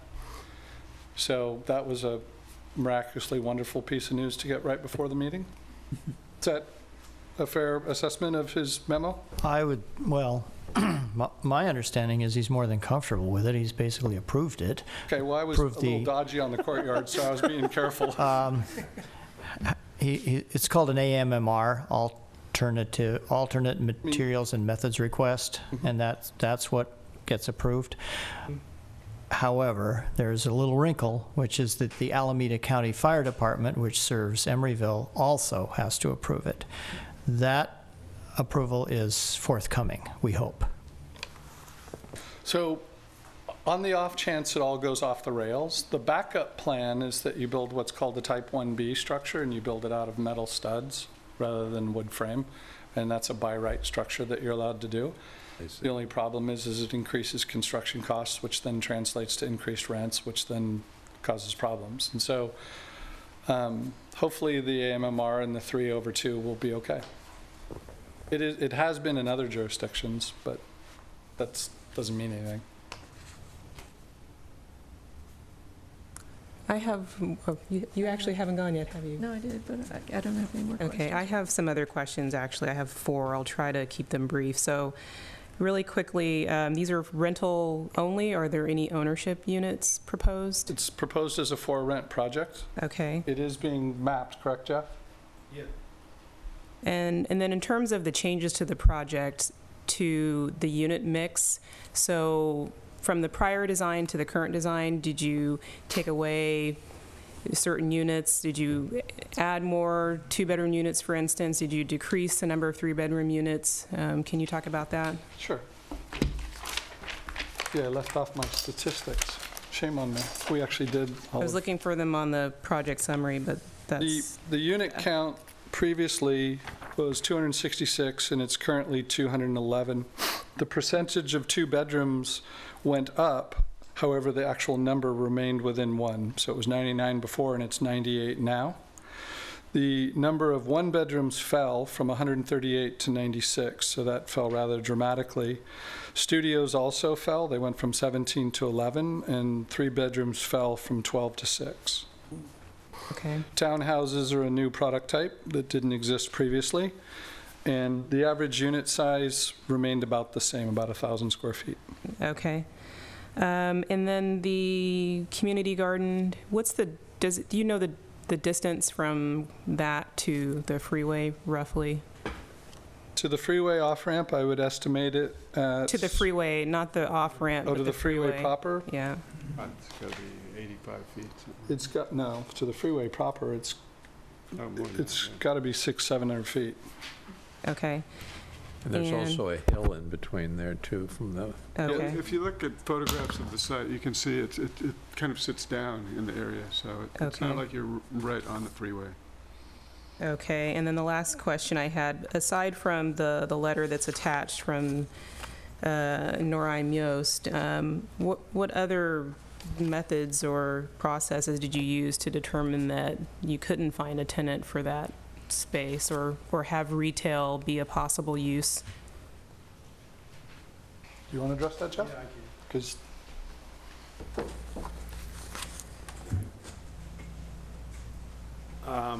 yeah, we didn't do any exhaustive analysis. It's really more of a sense of where retail wants to be based on our experience in other cities and what's happening right now in Emeryville.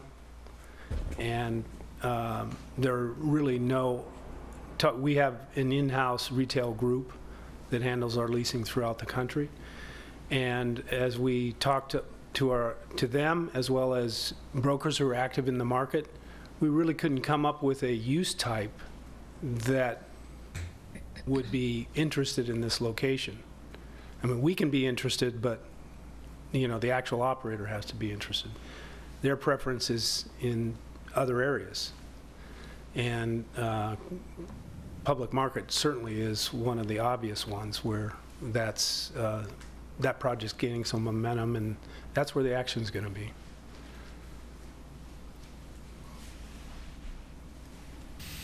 That's all I had. Brad, do you have any questions? Okay. thank you very much for your time and attention. I appreciate it.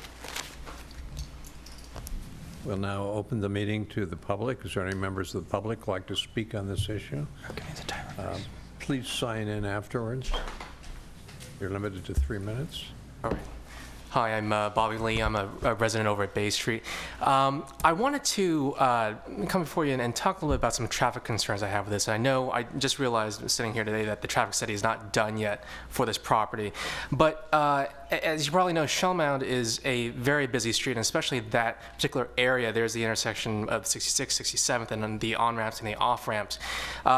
With potentially 350 new cars coming in and out on a daily basis, so twice a day, I could see a lot of kind of confusion and problems, especially for cars coming northbound on Shell Mound, making a left into that driveway into the entrance of the apartment building. And I'm wondering if the commission could take into consideration requiring a left turn pocket to get in that driveway. And kind of there's also a larger issue that not necessarily with this project, but also with kind of the public market project as well, where you've got 8 parcels now, 7 on the public market, and this one parcel that's being redeveloped. And it seems like there are traffic studies being done individually, but I don't know if there's if the commission or another committee is looking at kind of the overall picture, the traffic picture on Shell Mound, because it's pretty bad when it comes to the evenings and on the weekends as well.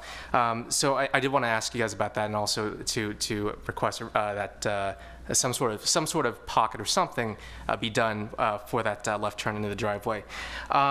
Separately, I'm just kind of curious if there are any, there's going to be spaces for electric vehicles, car shares as well, but it sounds like that's also something that would be kind of later in the timeline. So, yeah, that's it. Thanks. Please sign in. Any other members of the public? Good evening, commissioners. My name is Matt Weber.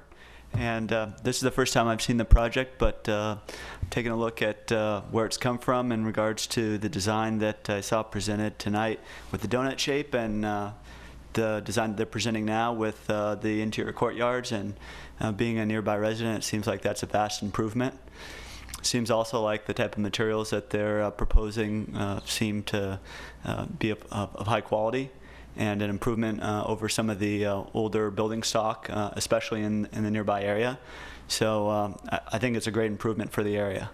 I do have a few questions, also not necessarily related to this project, but as it relates to transportation, and that is, it's a really awkward place in Emeryville as it relates to how you make your entrance onto the freeway. I know there's been a lot of discussion in regards to whose jurisdiction that might be. Maybe it's Berkeley, maybe it's Emeryville, maybe it's Caltrans. But as you're passing through that area, I don't know whether it's ever been resolved, but as you're passing through that area, ton of potholes, ton of area that just very easily could just be repaved, whether it's part of this project or part of perhaps the capital improvement program that the city is considering. That seems like, given the number of people that go through there regularly, that would be a huge improvement. And also for the future residents here. And then lastly, I just wanted to note that feels a little uncomfortable from a bike perspective coming through here. I'm not sure whether there's intended to be bike lanes in the future, whether there are bike lanes, and perhaps I just have been missing them. But if there would be some consideration given to that, that'd be great. But overall, I'd kind of like to vote support. I know you guys aren't voting, but it seems like it's a great project, and I'd be happy to. I'm happy to live nearby, and I'd be happy to be a resident. Charlie, could you kind of clarify for us, because I know where he's talking about. To my understanding, in Emeryville, the pavement is good. We have bike lanes on Shell Mound Street. Is there a true delineation where Emeryville ends and either the state property begins or Berkeley begins going towards Aquatic Park? Because that's where it gets really bad. Yeah, it's called the city limit. Right, and okay, so on the other side, the north side of Emeryville city limits, who owns that street? Well, he's correct that the jurisdictional issue there is sort of unclear. So it's just left abandoned? At least it's unclear to us. No, I mean, I'm sure whoever owns the street knows that they own it. The reason it's unclear, you can tell when you're in Emeryville because that's where the road gets better. Exactly. It's just immediately south of the off-ramp, of the Shell Mound Street 67th off-ramp. Street. Right, and if you were to turn, if you're sitting at that stop sign at that off-ramp, you're in Berkeley. If you turn right and then proceed, then you're immediately in Emeryville. If you turn left, you're going into Berkeley. Because that roadway goes over Ashby Avenue, and Ashby Avenue is a state highway, plus it then leads to an on-ramp to the freeway, it's unclear whether that's Caltrans right-of-way or whether it's City of Berkeley right-of-way, but whoever it is, they're certainly not taking care of it.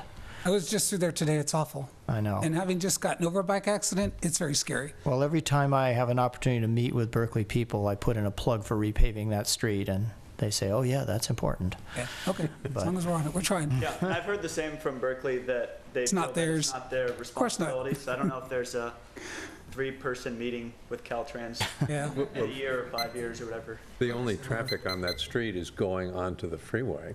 Or through into the park. Well, there's just a little dead-end Yeah. cul-de-sac there. It gets used.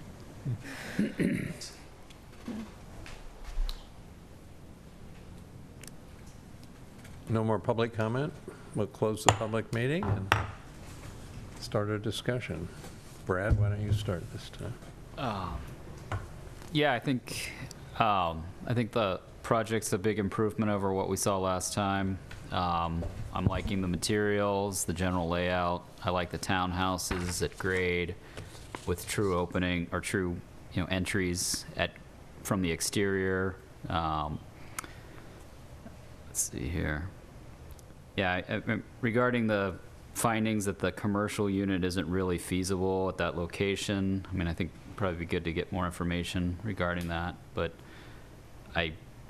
intuitively, I guess I feel like not many commercial uses would really be that feasible there. Regarding the design, it seemed like at the main entry, you're looking to try to make that iconic, but I feel like it needs to be taken to just a slightly higher level.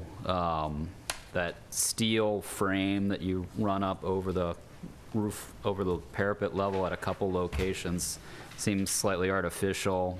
And then like to see if there's a way to maybe pop up that top penthouse unit to a 1.5 height unit. And one of the features that I do like that I saw elsewhere in the design was the 3 chimneys next to each other in sort of a brace frame cage.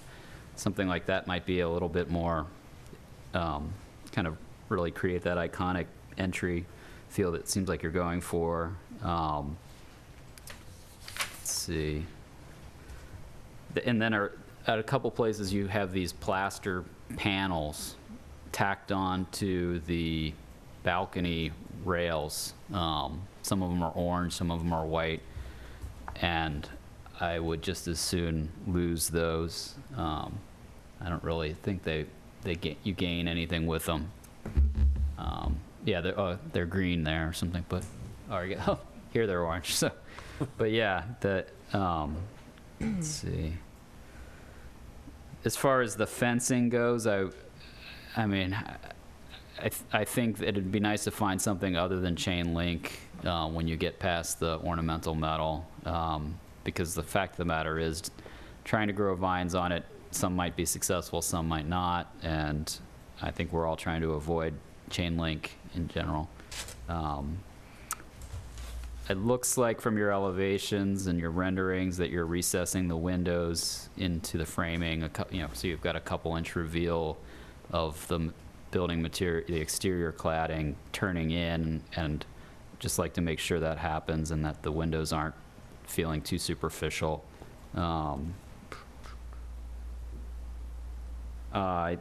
I like the courtyards a lot. I do feel like especially the one where you've got the whole unit kind of infringing into it. I'd like to see that pulled back.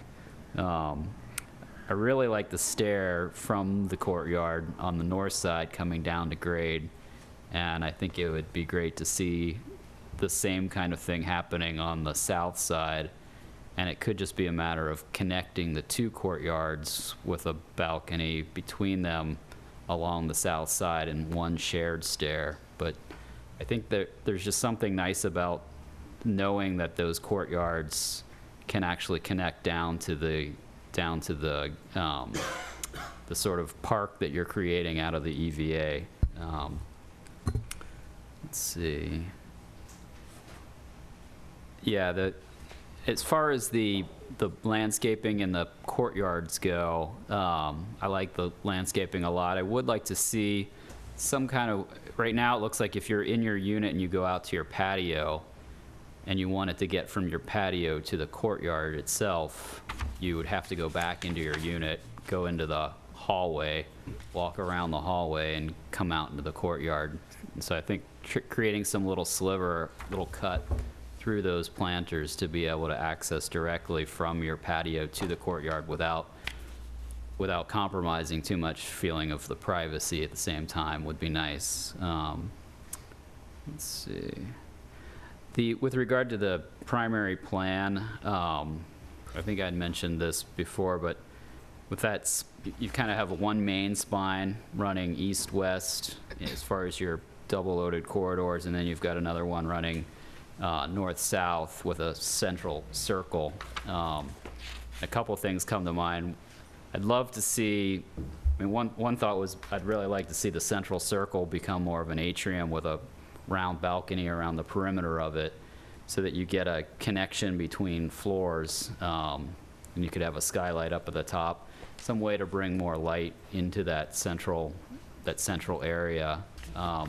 I'd also love to see the corridors daylight at the ends. I think one of them does, but if there's a way, I know it's about the unit mix, but if there's a way to get that corridor to daylight, especially out on the east side, I think that would be really nice. I'd like to see it,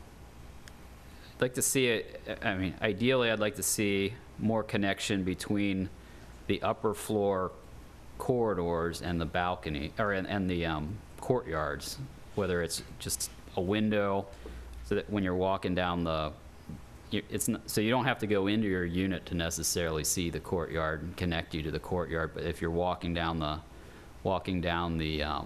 corridors, you could actually see the courtyards and see what's going on there. I think that would really help activate the courtyards more. Not sure how I feel about the artificial turf being used. I know it's an issue about irrigation, etc., but I always get confused whether which one's grasscrete and which one's grass paved. But the one that has the interlocking pavers, that you actually see the pavers, but then you have the landscape kind of coming through that. It feels nice, and it doesn't feel so much like a paved area, and it feels more authentic, I think, than the artificial turf in the other one, whichever one it is. I would like to see a pedestrian crossing across Shell Mound. I don't think that there's really, I tried getting across there when I was looking at the site, and it's with cars coming around right off the freeway and the train tracks. It's like an obstacle course. Yeah, I think those are my main points. Okay, I'll start with the mix of uses. So whether the finding can be made that the mix of uses is infeasible on the site with regard to having some sort of commercial use, I definitely feel that we need more information to be able to determine that the next time you come before the commission. With regard to the parking and the reduction that will be requested at a later date, I think that the project does a great job of providing bike parking, and with the bike spa, it really does encourage bicycling, and I think that the way the design of the sidewalks definitely would promote people walking, but the challenge is how to get them across that road, how to get them across Shell Mound safely. And so I think some additional considerations definitely going to need to happen in the next go-around, whether it's, providing some sort of, contributing to a crosswalk or a better bus stop or shuttle stop location to encourage people to do more walking, and also to encourage that connection to Aquatic Park and also towards the east.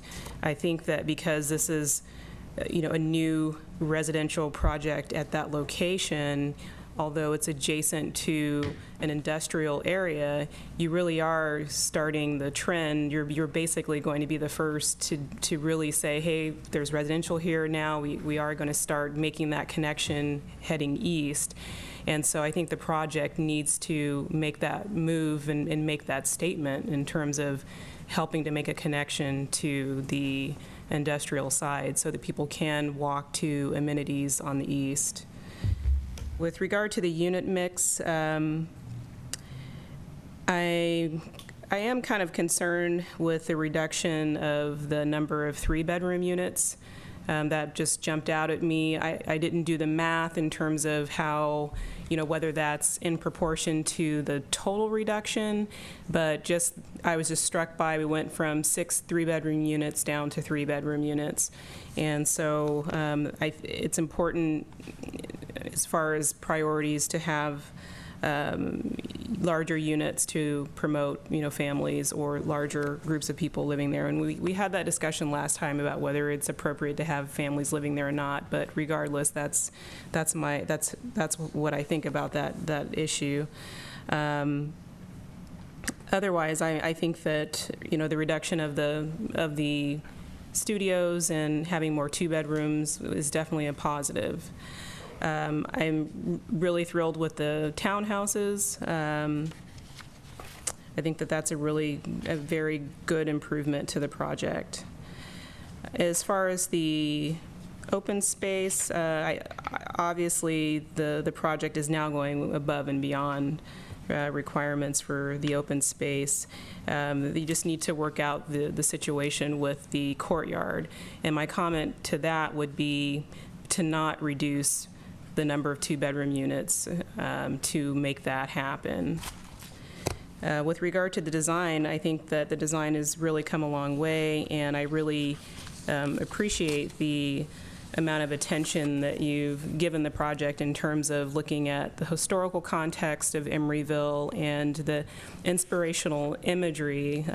I really appreciate that, and I feel that new projects that are built in Emeryville should harken back to the history of Emeryville. Some people want to get away from that history, but I think the history is there whether you want to get away from it or not, and I think that it's important to embrace that. That said, I am aware of other Avalon-type projects in San Francisco. I believe the company that I work for has done some of those projects for you, and so when I look at this particular shot here, it kind of reminds me of, I think, the project that's on King Street in San Francisco.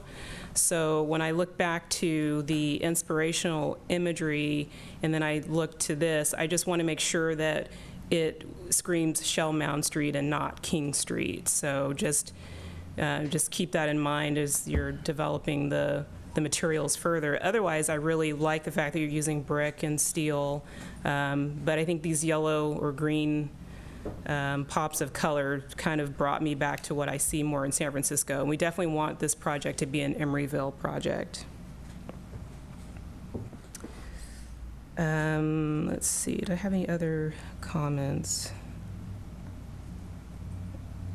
I think that's all I have. Yeah. Okay. I also think that this has come a long way, both in terms of the design and the configuration of the open spaces, the shrinking, the expanding of the open space around the perimeter, which had to be done, and I'm glad it was. I like the use of the materials.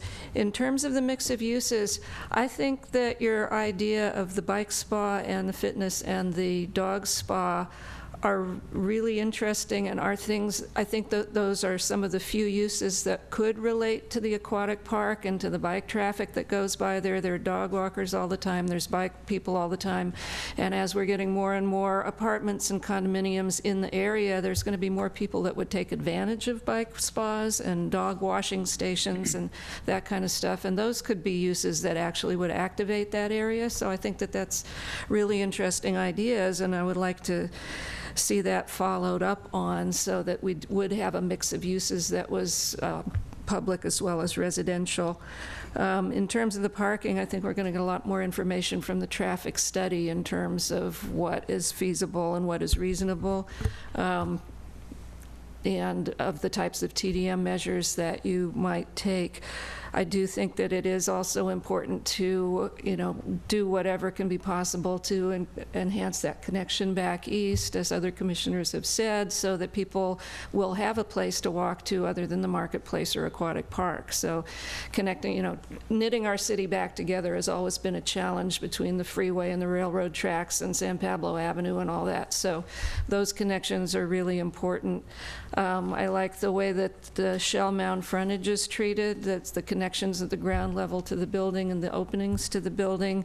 I think that the loading dock idea is really a nice one, that it's functional, but it's not going to be an eyesore. It can be an attractive thing, even if there's some light coming through it at night. It can be a nice little sort of landmark amenity on that corner of the building. The unit mix, I also am glad to see the 2 units kept up, but the loss of the 3 units, that's an ongoing discussion in Emeryville about having more family accommodating units and more family accommodating, just more opportunities for families to stay in Emeryville, because right now everybody has to leave when their kids get a little bit older because there's not enough space for them. The open space, I think that it's a tremendous improvement. Again, I'm concerned about the impingement of infiltration planters that cramp the space that you've got. The space on the north is going to be sun challenged definitely, so whatever can be done to sort of take advantage of its main amenity, which is the view out towards Aquatic Park, is really good. Having all of that pervious surface around the base of the building will be really helpful in terms of minimizing those stormwater planters and making the spaces in the courtyards a little bit more varied and flexible, and not having concrete walls sticking up there. I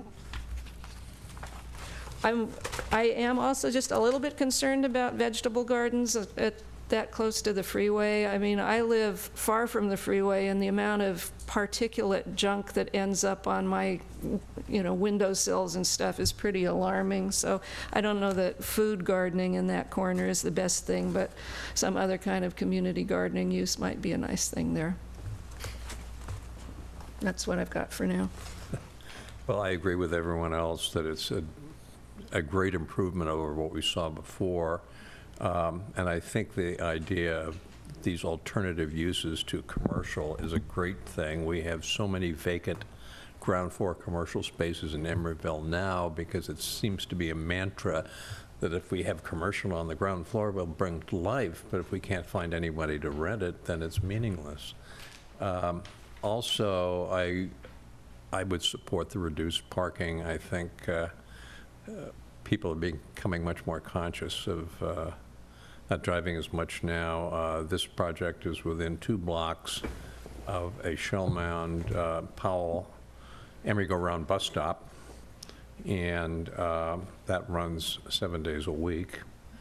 And I would like to see if the townhouses could be somehow enlarged to be 3-bedroom units, as that would be most suitable for families to live in, any units in the building. And I hope something of that sort could be worked out. I don't have a whole lot of comments. I would just say bravo. I think you've done a really great job addressing pretty much all of our comments from the last study session. I have some notes here. I just wanted to echo Commissioner Gunkel's comment about the chain link fencing. I think anything we can do to eliminate chain link would be great, because I agree that there will be some spots where the vines don't take, or things like that. What else? I also like the comments about getting daylight into the corridors. I think if there's opportunities to do that through either skylights or the ends of the corridor, I know you have to have exiting requirements, but if there's a way to do it through the ends of the corridors or skylights or whatever, I think that's great. As far as TDM measures, normally I would say I'm really in favor of transit passes and AC Transit's Easy Pass program. I think in this location that's a little bit tougher. I think you are pretty close to Emeryville Round, which is a great resource. I'm not really sure where the nearest AC Transit line is. It doesn't seem like a heavy. Go to San Francisco, right across from Starbucks. So down the street? 65th, yeah. Okay. Well, maybe it makes sense. I mean, I think if it makes sense in this location, that's something I would love to see. I think that's always, I feel like that's something that's really a win-win for everybody. It's a low-cost program to enter. It's a benefit to the residents. And it can be a real asset that can, work towards increasing rents or, giving a reason to have higher rents. So I think it seems like a real win-win if it's possible. If not, or in addition to that, I think this would be a good location for a car share pod. It seems like with the proximity to Expression that there might be some use of a car share pod by the students or some of the surrounding businesses even. So I think that would be a plus for a TDM measure. Let's see. As far as the courtyards are concerned, I am a little disappointed that we don't have flexibility in the planning regulations to waive any of those requirements. So, in lieu of that, I mean, looking at them, I sort of like the scale of them. I wouldn't want them to be any smaller, but I do. The renderings, they look like they are a nice scale. So. To the extent that we can, I would, support any. Personally, I would make an interpretation to give some flexibility there. And then, I guess, I just have one, two things. I actually do like those little yellow or orange or whatever they are panels on the balconies. I think, just in a couple of spots, I think they do provide a little interest. I sort of like that little flash of color. And then the only other thing my only other comment, aesthetically, just something that I think would really make the building pop, is looking through the images, your images that you looked at for inspiration.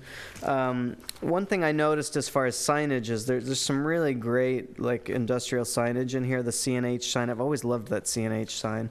And there's that Pabst sign, which both of them have a lot of metal work behind them. Like the support structures, they seem almost oversized. They seem almost, sort of over-designed. And I think that's a really cool element. And I think if you could incorporate that into the signage, I think you do have some project signage with the address that's fairly large. I think if you could incorporate that kind of thing into the signage, it would really make the building pop, and that would be my only aesthetic comment. So I think that concludes my comments. Well, I'm in general agreement with everything that's been said so far. With the caveat that I am disagree with crosswalks going through the industrial area in some ways, because it's basically eroding the industrial area, which is why I didn't like this project in the first place. But and I think that is it does need to be respected and kept industrial. So that is a problem. That being said, I do also think that we're going to need some crosswalks because of the amazing amount of traffic that gets onto the freeway and off the freeway along Shell Mound there. So in terms of TDM, I like what everyone had brought up, and it's also electrical vehicle charging station seems like a good plan, and possibility for expansion depending on if that takes off even further. And the possibility of a left turn pocket as well may need to be, but that'll all come out in the traffic study, I'm sure. I very much like the use of the Shell Mound frontage being for the dog spa. I think that's wonderful, and for me, that solves that problem in terms of mix of uses. I like the materials, but I don't like the yellow squares, and I don't like the kind of stuck-up whatever metal job that sort of looks like the Home Depot thing down the street. It needs to have a better integration or something. It needs to make sense. I think Commissioner Gunkel mentioned that the one that was referred to in the initial photographs was containing some stacks or something. I'm not saying that that would be what I'd like to see here, but that's kind of tacked on, so it's a little weird. Condo map happening is good. The pedestrian experience on the southeast corner still needs just a little bit more detail. It's a bit blank, but I think it's great, and I love board form. Maybe a sign goes there on the curved wall, something. But it just really needs to, the pedestrian experience on that corner as you walk up will be a little bit blank at this point. Chain link, no. I also agree with the natural light, possibly in that circular atrium, will really help to mitigate the long, narrow halls, which I don't think there is any possibility of having any windows out, from what I can tell on the plan. And I must say that the veg beds over there in the corner, not only will be getting a lot of debris, but they're kind of tucked a little close to the wall and the on the south side, and they're going to be really shady. So if you do include them, which might be okay, and I think the citrus trees are nice, they might have to push out and reconfigure a little bit to have more sun. So, you know, I guess you could wash your vegetables. That's what I have to say. Okay, gentlemen, now the good, bad, and the ugly. I do want to disclose that Avalon Bay, the architect and developer, did meet at my house on the 13th of March, and we went over the preliminary details. I was glad to get the actual drawings in the packet. And so, first of all, I do want to say it is vastly improved. It's a much better project. I agree with 90% of the commission that the yellow boxes and the balconies need to go. I love the glass door and around the bay, the loading dock in the bay. I really think that's really key, and it really does what we talked about hiding the garbage and et cetera. So I think that's very, very important. Like Commissioner Gunkel, I like the stacks, like where you said maybe the garbage area or the ventilation, if you could duplicate those someplace else, or the one stack that has the cover over it. I really like that element. The fin, I see what you're trying to do with that. It does kind of look stuck on, so if you're going to use it, make it relate to something. But I think overall, those items in the project are very good. The chain link fence, I agree with. We don't want to really look at chain link, even if it's black. But there is that box wired, those fences that are kind of boxed, and maybe you could do something like that. And those panels that plants will grow on probably a little better or something. But I agree that we do like the industrial look, but not the chain link look so much. So I definitely would want to stay away from that. In the staff report, I had some questions. On the car parking, you originally had 53 guest parking, but and you're lowering your spaces by 52, how many guest parking is that going to net out to? Do you guys know yet?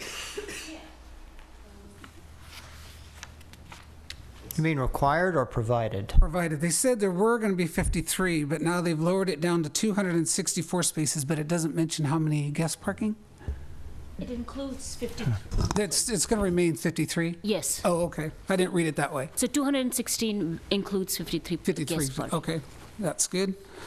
And we're going to get into detail for the mixed use in a minute. I think maybe because we can't get around the courtyard thing, it sounds like. I mean, I'm with Sean, that maybe we, I don't mind the penetration in there, but it seems like something we can't get around. So maybe that end unit, that's the really big one, maybe you work that into another 3-bedroom. It's kind of unfortunate that we've lost half of the 3-bedroom units in there. So if we could maybe pick up a 3-bedroom in that corner and then meet the guidelines, I think that would be a good thing.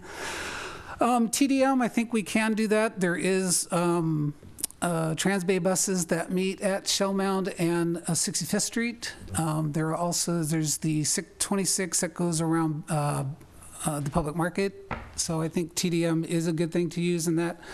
I was at a event last weekend where Donald Shoup spoke about parking, and preceding that, Mayor Bates welcomed everybody, and he mentioned something about bike share, talking to Emeryville, Berkeley, and Oakland, and it kind of took all of us in Emeryville there a little bit by surprise that they were talking. But I think that's something we need to plan for the future, that another one of the TDM measures could be providing a space for bike share. So I'd like to see you guys try to work on that a little bit. So then it gets into the bigger issue for me. So first of all, I do want to thank and commend the architects, the design team, and the developer on a job well done for improving this project from what it was. You listened to the suggestions during our first study session, and you took them to heart, and you really came back with a much improved design. Personally, I love the design, harkening back to our architectural, our industrial roots. I love the size of the new windows and the cladding. You guys have done a much, much better job with that. I like the tree-type building rather than the donut style. The community garden I like, however that fleshes out with flowers or vegetables, whatever. I do think you need to make sure it gets enough sun. And even though this is just conceptual, I like the seating platforms along the Shell Mound. I think that's a really good look, and I really like the idea, especially if you're going to have bikes there and you want people to congregate. I'm happy with the plant palette so long as it does follow the bay-friendly protocols. And I really love the townhouses and the mix of private space and common space. But that being said, I still think that this site is much better suited for a taller building. And I think the examples that I had given fully illustrate that. And that type of building fully provides for a mixed-use opportunity for residential as well as hotel or commercial. And we're going to get into the fact that commercial does not necessarily mean retail. I just did a ride around 4th Street, across the street from your current project at 4th and U, and there are 8 commercial spaces in that, and I think there are 4 still left to be rented. The building across the street pretty much just finished renting out. It takes a while, we all know that, but if we don't provide commercial space, we're never going to get it. So with that, I have some ideas that we will be getting, and I'll get into, but my spouse was involved very heavily in the general plan process, and I know how hard we worked at getting that particular site zoned for a taller building and mixed use in particular, and they did see the viability of mixed use in that space. So with that in mind, I very carefully read the letter in support for not providing retail as a component of mixed use, and I agree that retail would have a hard time being supported in that project. But unlike the letter, I don't agree or believe that retail is the only type of mixed use we could put in the project. In fact, according to our planning regulations, there are many, many different types of commercial uses. And I'm really glad that a couple of our commissioners did mention and agree along with you that I believe that the dog spa and the bike spa should be open and available to the public. There are ways you can get key card access or something like that, but I think as a person who lives in a condo who has no place to fix my bike, that would be valuable for me, and I think it's a way to interface with the community. But along with that, that's just one idea to create mixed use, and I think there's the opportunity to mix the use by adding at least one more space for something other than residential. I believe that space could be created by changing the current fitness location into a commercial space equaling 15,000 square feet. One suggestion would be to move the fitness center to close up the open area above the leasing office, and you could move the fitness center to that, or you can move the fitness center somewhere on the upper floors west of the building where it would face and overlook the bay view. But because the general plan designates this area as mixed use, I believe we need to require that this is a mixed use site. And the planning regulations can provide you, the developer, with a much broader idea of mixed use for this project. And I really don't want to bore everyone by reading all of these. So just to encapsulate, that they say general use is including of offices, retail, services, public and educational, cultural, and medical institutions. So for that area, you could do something for arts and entertainment. They suggest a gallery. I would suggest maybe the home for the Emeryville Center for the Arts, maybe adding our historical society in that space along with them. That would encapsulate the libraries and museum component of our general plan suggestions. There's business services and offices for executive management, administrative, design professionals. I was thinking along the lines of an insurance company, a realtor's office, an attorney, a standard or landscape architect, a tax preparer, CPA, or a bookkeeper. You could do something with college and trade schools or institutional or instructional services. I was thinking maybe Expressions College could open a community outreach office there, maybe a small gallery showing what they could do or what they do in the public. There's community assembly, and the general plan or regulations actually say that a small community assembly would be a facility of 1,500 square feet, which is exactly what that would be. You could also put in something like a daycare center, healthcare clinic, or medical office. I was thinking along the lines of a chiropractor, dentist office, or holistic type of practice.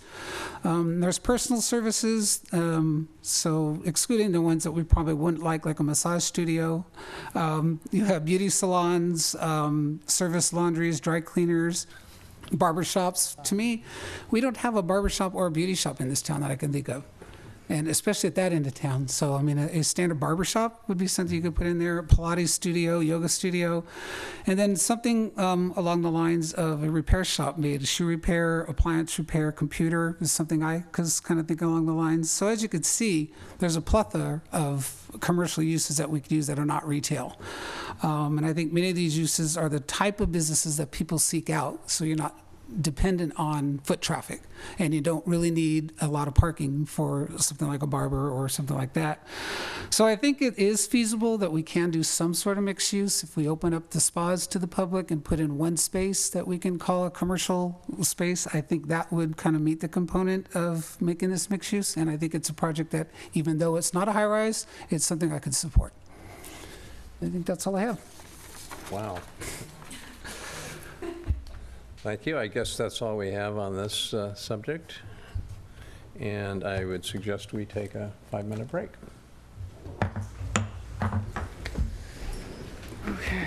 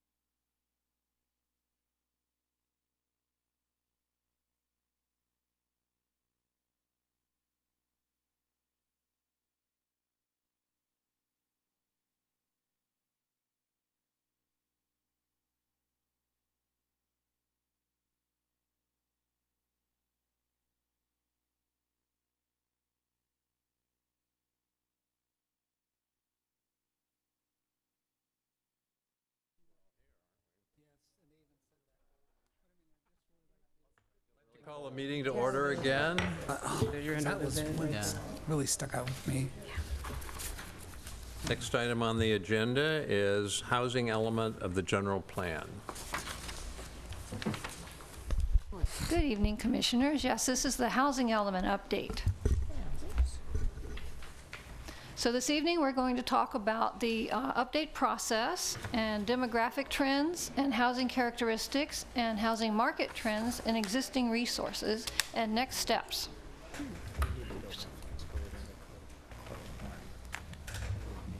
The housing element is one of 7 mandated general plan elements, and it addresses existing and projected housing needs for all economic segments of the community. And the California Department of Housing and Community Development will review it, and they better certify it. Or else. Last time. So this planning period, we now need to plan for people with developmental disabilities, and the planning cycle is meshed with the SB 375 Sustainable Community Strategies Plan Bay Area, so it's an 8-year planning period.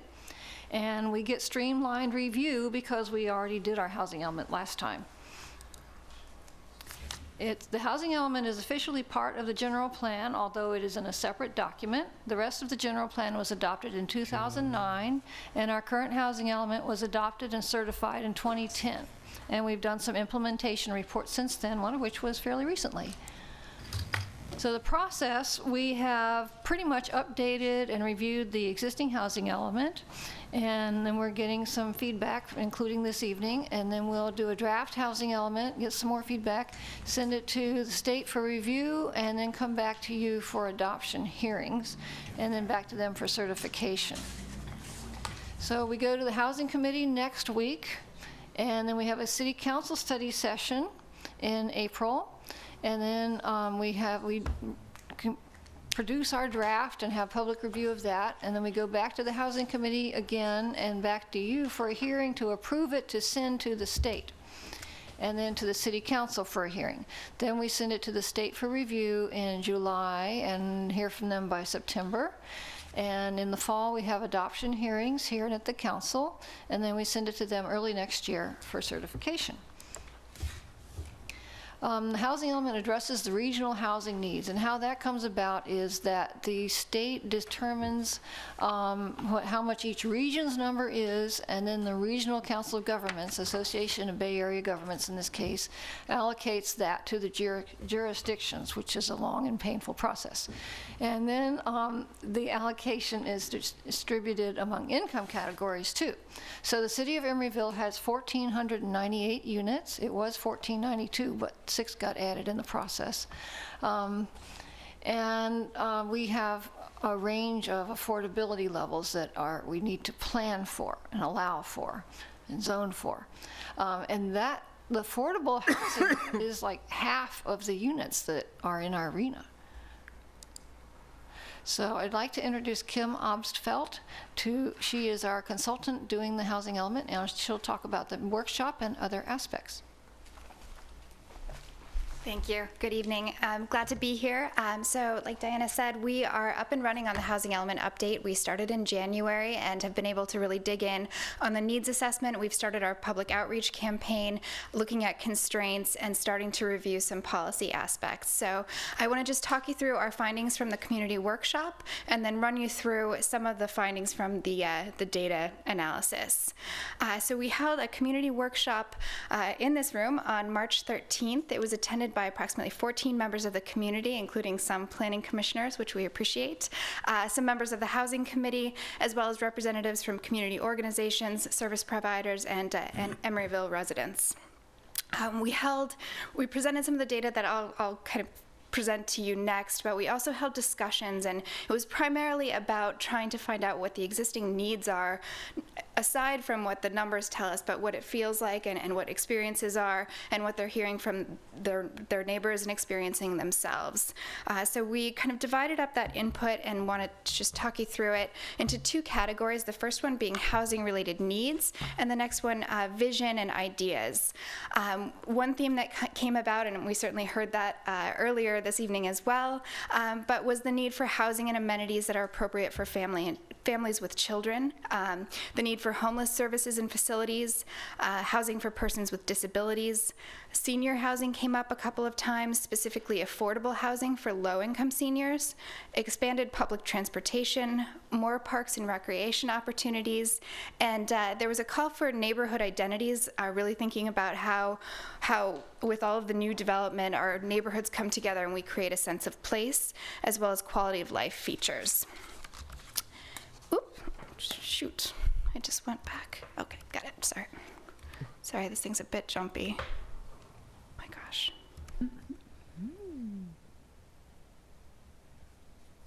Okay, vision.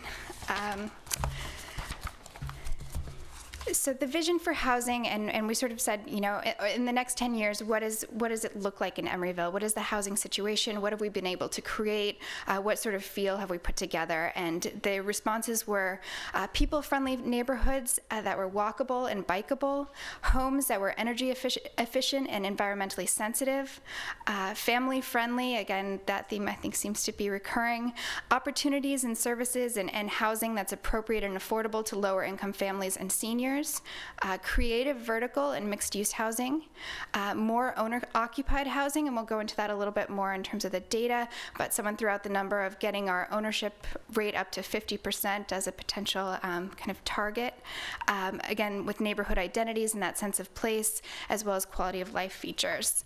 Oh my gosh. Hopefully I can stop doing that.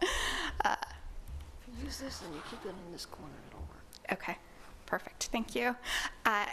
Also, high-quality transit, improved connections over freeways and rail lines. I heard that discussed earlier as well. There was a concern that the city is really divided by the rail and the freeway, thinking about creative ways to bridge that gap. Housing, specifically family-friendly and affordable housing for families linked to parks, transit, and schools. A greater diversity in the unit types and sizes. Improved accessibility, specifically features for disabled persons and seniors. And some sort of funding source to step in where redevelopment agency left off on providing assistance for the development of affordable units, some kind of in lieu fee or impact fee. Oh gosh. This is not working well for me. Okay, let me go back to this. Just tread carefully. So I want to go through some of the initial data that we've collected regarding demographic trends. I know it's late and you don't want to go through this slide this many times. Wow. Is that the mouse? Okay, let me get back. Yeah, maybe What if you use... Oh. Sorry. The little slideshow in the bottom. Oh, thanks. This guy? Oh, thank you. It's not the same on the Mac. Okay. But there should be little arrows in the lower left corner of the screen that you can use Okay. to click on. Okay. All right, I think I'm good with the wheel at this point. Sorry, guys. Population growth. Population has been increasing rapidly for the past 40 years. We saw an increase of 46% from 2000 to 2010. ABAG projects continued growth. They just put out projections in 2013. They're looking at a 34% increase from 2010 to 2020 and a total population of 21,000 by 2040. As of 2010, from the census, the total population figure was 10,080. That's been updated by the Department of Finance with a 2013 estimate of 10,269 residents. Just for comparison purposes, nearby jurisdictions from 2000 to 2010, Alameda County as a whole had a population increase of 5%, Berkeley had an increase of 10%, and Oakland actually had a decrease of 2%. So we're trending well above our neighbors and the county as a whole. Household size, the average number of persons per household really held steady from 2000 to 2010 at 1.71 to 1.76. ABAG projections assume that the household size will continue to hover at 1.7 to 1.8 persons per household through 2040. The average in Emeryville, as you can see in the comparison table there, is low compared to other jurisdictions. It's actually the lowest in Alameda County. It's low compared to Alameda County as a whole and the state of California. Population age. The median age in Emeryville also held steady from 2000 to 2010 at around 35 years of age. This is the same as the statewide median and a bit lower than the Alameda County median, which is 36.6. While the population number grew significantly from 2000 to 2010, the age composition was pretty stable from 2000 to 2010. The largest percentage change was in the population aged 25 to 34. In 2000, this group made up 22% of the population, and in 2010, they accounted for approximately 29% of the population. The elderly population, those aged 65 and older, remained stable at about 10%, and children and young adults, those aged 19 and under, made up approximately 12% of the population, and that's a figure we want to dig in a little bit deeper on in this next slide. Again, a point of note in the age composition is the relatively small population of children and young adults aged 19 and under when compared to other nearby jurisdictions.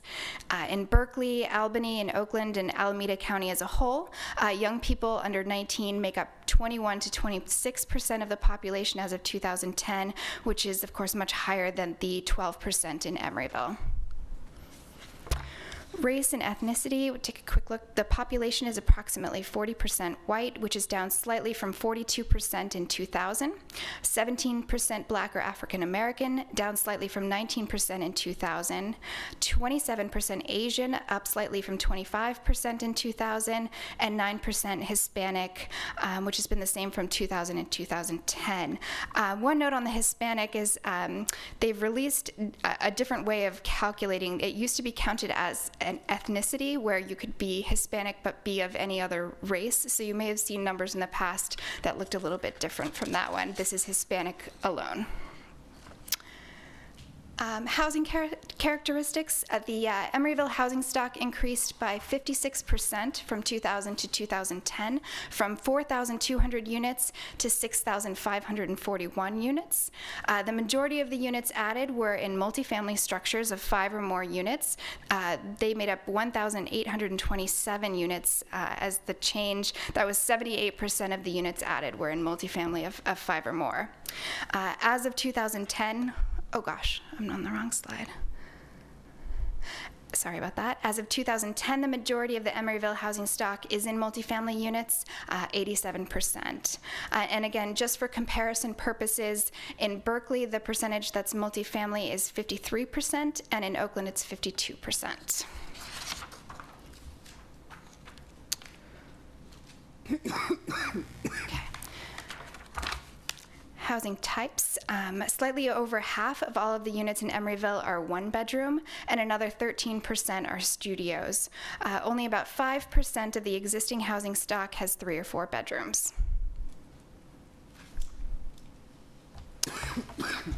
Housing occupancy, in keeping with the data that we discussed regarding household sizes and unit sizes, it's not surprising that about 50% of homes are occupied by one person.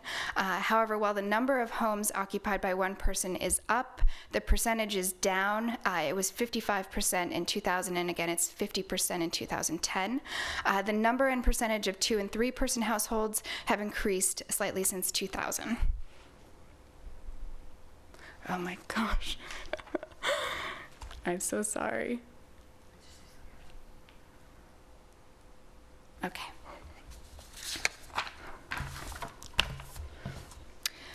Housing tenure, Emeryville has more renters than homeowners.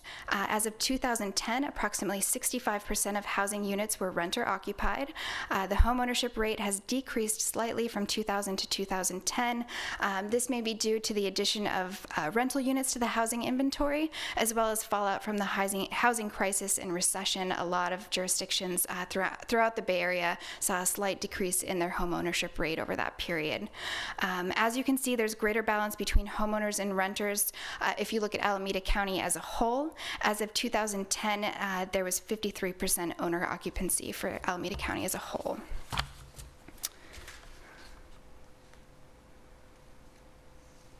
Okay, a little bit on housing market trends. Median home prices really have jumped in the Bay Area from 2012 to 2013. Initial numbers from 2014 indicate that that's a continuing trend. It's going strong. Housing inventories in the Bay Area and nationwide are down. There's just not as much inventory and housing stock on the market, which is driving prices up. In addition, interest rates have been at historic lows, which is also driving prices up and getting more buyers onto the market. For Emeryville, the median home sales price increased nearly 50% from 2012 to 2013. There was a similar increase in Oakland at 49%, and for Alameda County as a whole, prices went up 33%.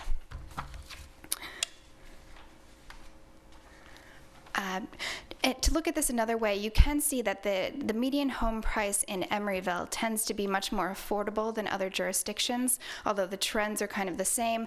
That's attributable to the lower or the smaller sized units and the larger number of condominiums. Yeah.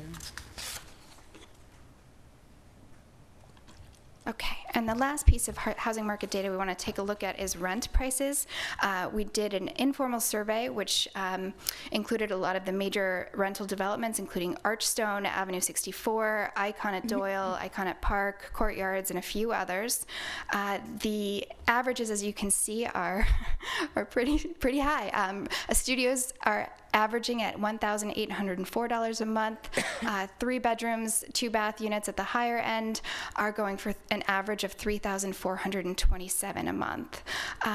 As of the fourth quarter of 2013, Cassidy Turley did a study of the multifamily vacancy rate in the East Bay and found it to be at 3.8%. A healthy housing market on the rental end is typically 6%. So that lower vacancy rate, there's not a lot of room to go. There's not a lot of empty units, and of course that's driving prices up. And then just to give you an idea of affordability for a 4-person household at the moderate income level, based on the income limits that are set by HCD, a 4-person household would earn $112,000, a maximum of $112,200 a year. If you back that out and they spent 30% of their monthly income on rent, and really that 30% should also encapsulate utilities, but leaving that out, they could afford a rent of $2,805. So they could potentially get into a 2-bedroom on the lower end of the market, but would be really pushing their budget. The real problem comes in for a low-income household. Someone who is earning the maximum of the low-income category would earn $67,600 a year for a family of 4. The maximum rent that affordable rent that they could afford would be $1,690 a month, which wouldn't even get them into a studio. So we have some real problems to address with affordability, specifically on the lower end. Overpayment for housing can result in lack of money for things like high-quality foods, education, transportation resources, or it can result in overcrowding, which deteriorates units and creates problems with neighbors. Or we lose those folks and they end up moving out of the city of Emeryville because they're simply priced out. So affordability is going to be a big issue to address during this housing element. And with that, I will turn it over to someone who can operate this much better than I can. Catherine is just going to talk a little bit about existing housing resources in the city. I don't even use that. Hi, Catherine Firpa, Housing Coordinator. I'm going to talk initially about sort of the citizen oversight and the processes and the ways that people can get involved in housing policy. At the city council level, they do approve some housing projects, some development projects, and they also adopt policies and regulations. The Planning Commission, yourselves, work on development project approval and recommendations on planning policy and regulations to the City Council. The Housing Committee also works on housing policies and programs and make recommendations about specific projects. The Community Preservation Committee mostly works on code issues and issues around the housing quality. And the Housing Advisory and Appeals Board, which is you as well, works on housing code violation complaints and appeals. Within the city, the staff resources, there's the Planning and Building Department. They plan for the housing developments and other developments, and review projects and process permits. They ensure that the new developments meet requirements. The Economic Development and Housing Department works on the Affordable Housing Set-Aside Ordinance and works with the below market rate units that come out of that ordinance or with other funding sources. We do funding coordination. We work on the first-time homebuyer program, rehabilitation loan program, and foreclosure prevention. The financial resources that come to affordable housing are the low-income housing tax credits, and we just finished a project with those at the Ambassador Housing. We also get Cal Home and Cal HFA grant funds from the state. Those actually are for rehab, first-time home buyer, and also large projects. Large housing projects can apply directly. And first-time home buyers can apply directly for Cal HFA, some Cal HFA funding. We have the Community Development Block Grant, which is a federal funding source. We use that for services and also rehab. And home funds are another thing that the developers can apply to directly to the county, and the city represents the urban county right now on the home policy board. We also get EPA grants and other remediation funds, and we work with nonprofit lenders and for-profit community lending divisions to bring funding to the projects. The other resources is the Housing Authority of the County of Alameda, HACA. They provide housing choice vouchers, or Section 8s. We have about 110 households that make use of housing choice vouchers. In the city of Emeryville, a lot of those are actually in BMR units, so there's kind of a layering of resources in those units, and we have 2 public housing projects here in the city. The other people that work are advocacy organizations, and we also provide fair housing services through our CDBG funding.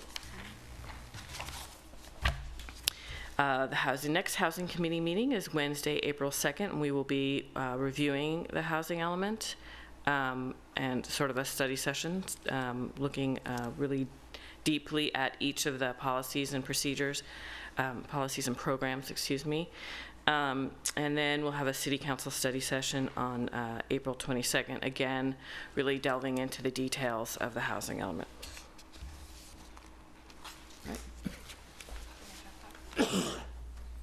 Just a couple of other items of note. We do have a page on the city's website dedicated to the project. We're posting information there, posting all of our PowerPoint slides and any materials from any meetings. And on that page, there is a link to a survey. We've launched an online survey in an effort to broaden our participation efforts. We realize that not everyone is able to come to an evening meeting or attend a public hearing. So in hopes of getting more information from a more diverse population of people, we are trying to drive traffic to that survey site. So if you can help us promote that, we would greatly appreciate it. With that, I will stop trying to use this PowerPoint and open it up for any questions. We're happy to hear any comments that you may have, any policy direction, and any questions that you have on the housing element itself and the update process. Just kind of want to open it up. I just have a couple of questions. Is the survey something you'd like us to complete as well? That would be great. Yes, please do. And this is kind of a rhetorical question on, I don't know if anyone can answer this, but, we talked about how much home or how little home ownership we have in Emeryville compared to rental.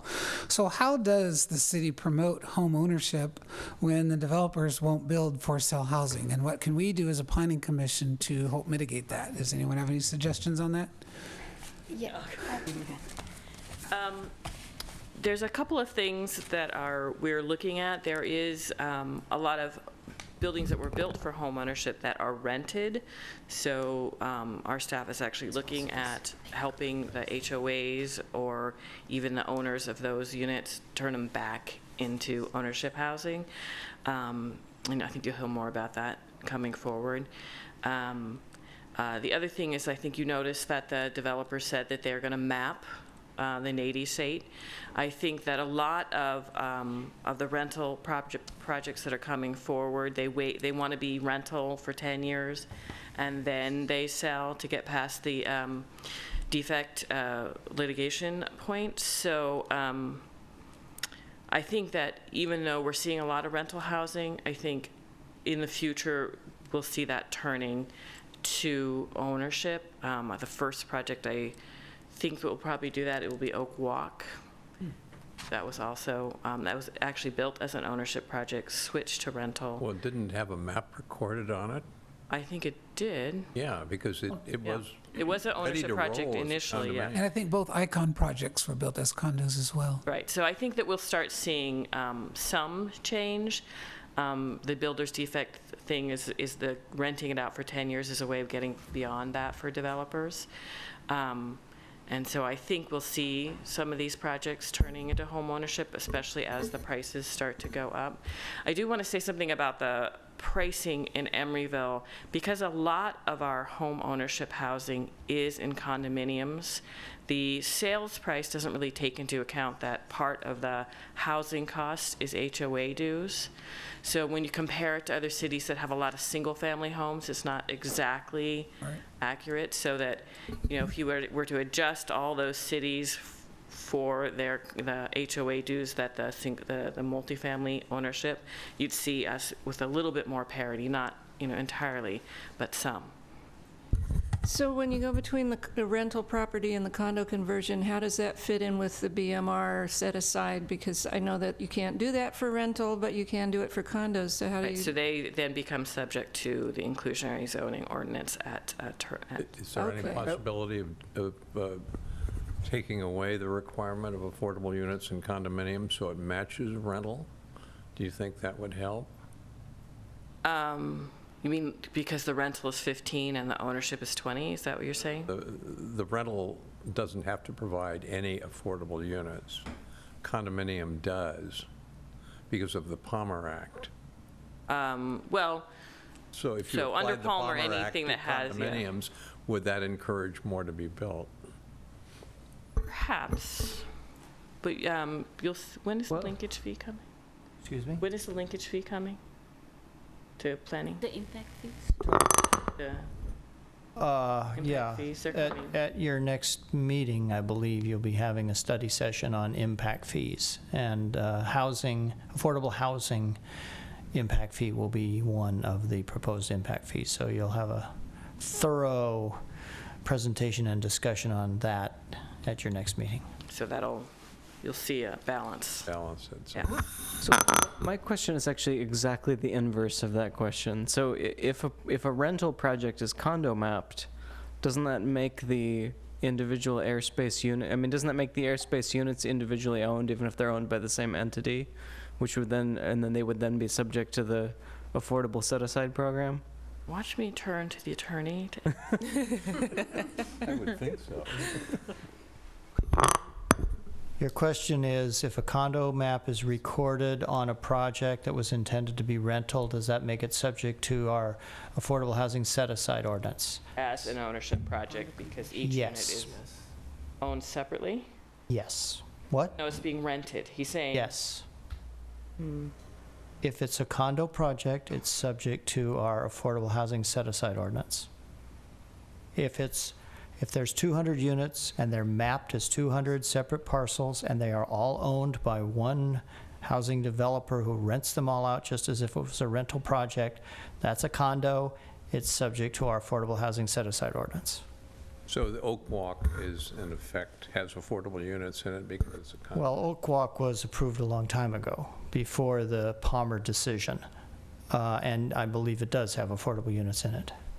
No. Any unrecorded building now, unrecorded condo map on a building would trigger affordable units when the map was recorded. Unrecorded? A building that doesn't have a map on it now, an apartment building. Oh, when If they were to condo well, convert. more than that. If an existing rental project were to convert to condos, they would be subject to our condo conversion regulations as well, which has a lot of provisions about rental assistance, tenant assistance, and relocation, yeah, lots of other things besides just the affordability requirements. So it's not likely to happen very easily. Conversion of an existing building to Yeah. condos, it rarely happens. So we have a lot of new buildings going up that probably will never be condominiums then.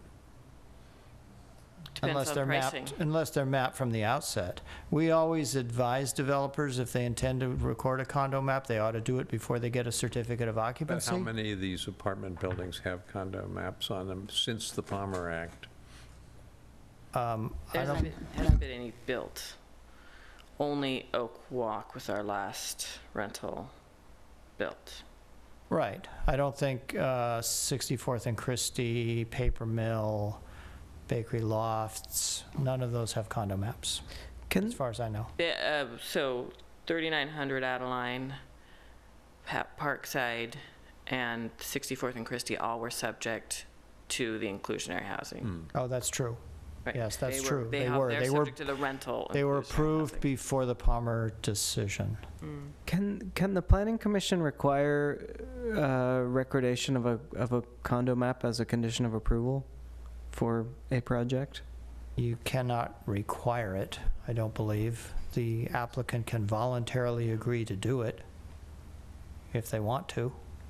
You can strongly suggest it.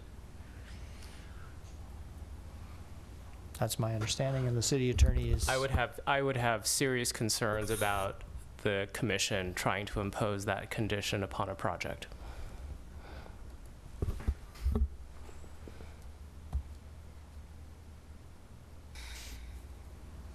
And would not advise that you do so. Tell us how you really feel. Clear.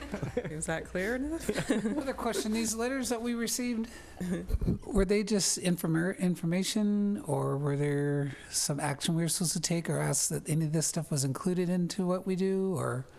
The disability. The ACEB letter is actually about the developmentally disabled. Right. That gets worked. We just wanted to show you that that actually has to get worked into the policies and programs. And you guys are working on that? Yes. Okay.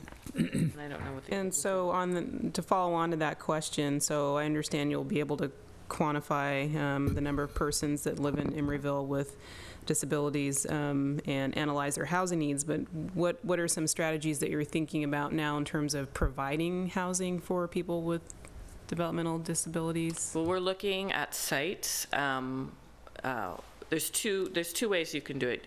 If we put out an RFP for an affordable housing project, for instance, we could put in the RFP that there's an expectation that you will provide this type of housing. It could be developmentally disabled, it could be for formerly homeless.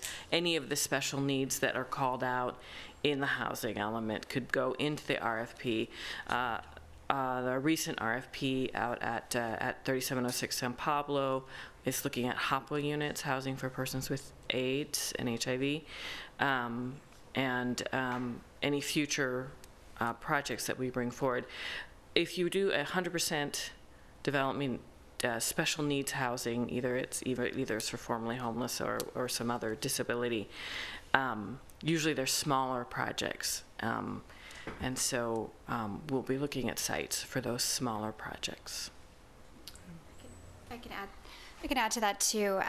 I've met with a couple of the regional centers. There's 21 regional centers scattered throughout the state of California that are contracted with the state to serve persons with developmental disabilities. So most of the data that you're seeing is coming from those centers. It's a list of their clients, basically, or a summary of their clients. And for the most part, they contract with small housing and service providers. So they connect their clients with those housing providers, who then go out and identify specific units and try to match individuals with specific needs to the right housing situation. So usually they're just looking at a single family home and then pairing, 3 or 4 individuals who can live together, and then making sure that services are visiting that site on a regular basis. And it depends on the severity of their disability. But we were talking earlier about some standards that they're encouraging universal design features or things that would create more general opportunities for units that are accessible. They look for units that are in close proximity to transit, and units that are well served by services and amenities where they can walk, basically. But they like for their clients to be integrated within the community. The state has long been moving away from the large institutions. There's still one in Sonoma County, but they're actually on their way out with that. Thanks. We do have one project, Magnolia Terrace, with 5 units for developmentally disabled.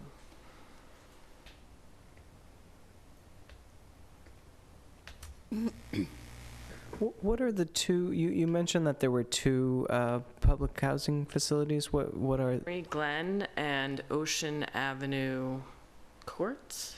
Ocean Avenue. Oh. There's a very small one that is for families with a disabled member. It's, I believe, 6 units. And then there's the Emery Glen, which is 38 units, I believe, something. And so those properties are held by who? But Housing Authority of the County of Alameda, Haka. Okay. Got the one down the street from you.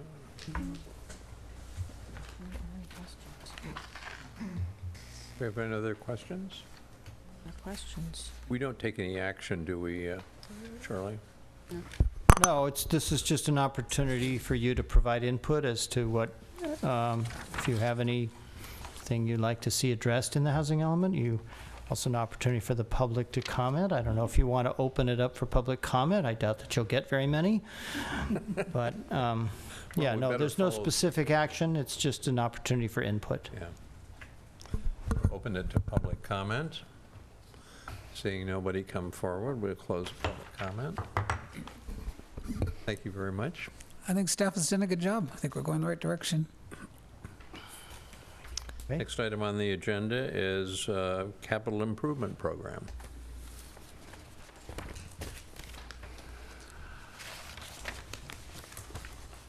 Thank you.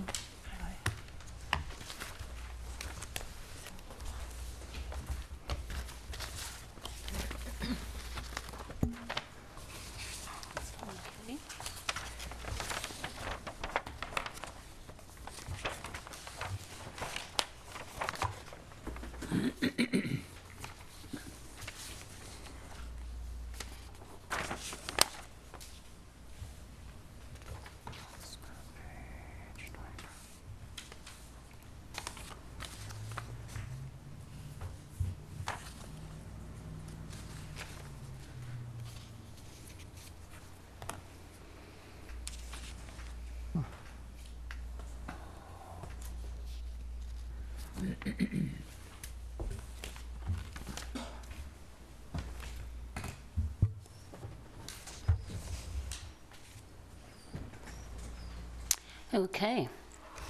So this item is to get the Planning Commission to determine whether the capital improvement program that the city is currently in the process of drafting and in the process of approving in June, whether that CIP conforms with our general plan. We are required to do this by the California state law, and the rationale behind it is to ensure that no public projects which are some individuals' pet projects get into the CIP and get funded by public funds. So the idea is to make sure that we are using our public money to fund projects which fulfill and implement the general plan. So that's the reason for doing this exercise. We are not that Bell town, city of Bell in Southern California. Okay, so since the 1980s, the City Council has used the 5-year CIP program to implement the goals and the visions of the general plan. And the most recent CIP budget was approved in December 06 for the fiscal years 05-06 through 2010 to 2011.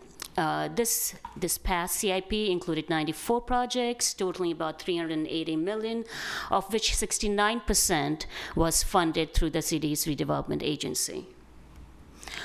Some of the main projects that were completed in the last CIP include the 2 parks, the Doyle Hollis Park, the Joseph Emery Park, the police station remodel, renovations to the recreation center, installation of traffic calming measures in the Triangle neighborhood, and other street improvements, and the installation of breakwater and riprap in the marina. So in the draft CIP for 2014-15 through 2018 and 19, the projects were analyzed for prioritization by the following considerations. One was continuation of existing projects, options for outside funding given the demise of the agency, responding to emergency type of situations or for critical needs. A total of $95 million are being proposed and funded in this cycle compared to $209 in the last cycle. This is directly due to the demise of the agency. So the projects that are included under this $95 million are divided by the following categories: community facilities and maintenance, housing, information technology, marina, pedestrian and bicycle improvements, public art, sewer, streetscape system, and transportation and vehicle replacement. This chart kind of shows you how the CIP is going to be funded by source. So that gives you a rough idea of where the money is coming from. The major chunk of it is from the general fund, and then there are a few other fees that we collect, like public art, and then of course there is the grants. This is a chart showing how within the categories that I just mentioned, how that is divided up and which big projects are essentially taking up the money, the $390-odd million. So as you can see, community facilities and ECCL are kind of the big chunk, and of course, the South Bayfront Bridge in the park. So I am not, so the first category of CIP is the facilities and facilities maintenance. What I've listed here is a short list. The staff report has the entire list. The staff report also has a table which kind of breaks it down further if you're interested in the various details of it. But our mission here, or our goal here, is to make sure that all the projects that have been identified do conform with or are consistent with the goals and policies in the general plan. So for example, in this category, some of the goals of the general plan are taken from the category of adequate public facilities, and so on and so forth. Maru, just before you move on with that, because this is a short list, the items that are on the long list still do, I just want to make this as a point, do still qualify for the consistency with the general plan. Okay, just want to make sure that was clear. That's the way the staff report is written. Otherwise, I'll have a lot of, Yeah, that's the only reason why it's shortened up here. That's the only, Again, with the housing, these are the various projects which have been listed, and they do fulfill our housing element objectives. For providing affordable housing, mainly the ones that have been that you see on top. Then you have the IT. These are some of the projects that have been identified, and they are consistent with the public services and facilities goal of the general plan. We have the pedestrian and bicycle improvements. Most of these projects under this category have been taken from our from our pedestrian bicycle plan, which is a part of the general plan, and those are the various individual policies and goals. Then we have projects under public art, and they are consistent with the general plan's urban design goals and policies. We have the sewer program, and that is consistent with the general plan's public services and facilities goal. Then we have the transportation, and these are consistent with the general plan's urban design goals. And actually, this is the transportation. I'm sorry, I labeled that wrong. It should be streetscape, not transportation there. And then we have the transportation, and these include a couple of traffic signals, maintenance work on some of the bridges that we have. And this, again, is consistent with the transportation goal identified in the general plan. So that pretty much concludes my presentation, and we are recommending that the Planning Commission find the proposed CIP to be consistent with the general plan's goals and policies, as well as all the applicable elements of the general plan. If there are any questions, I would be happy to answer. Hero. Oh, thank you.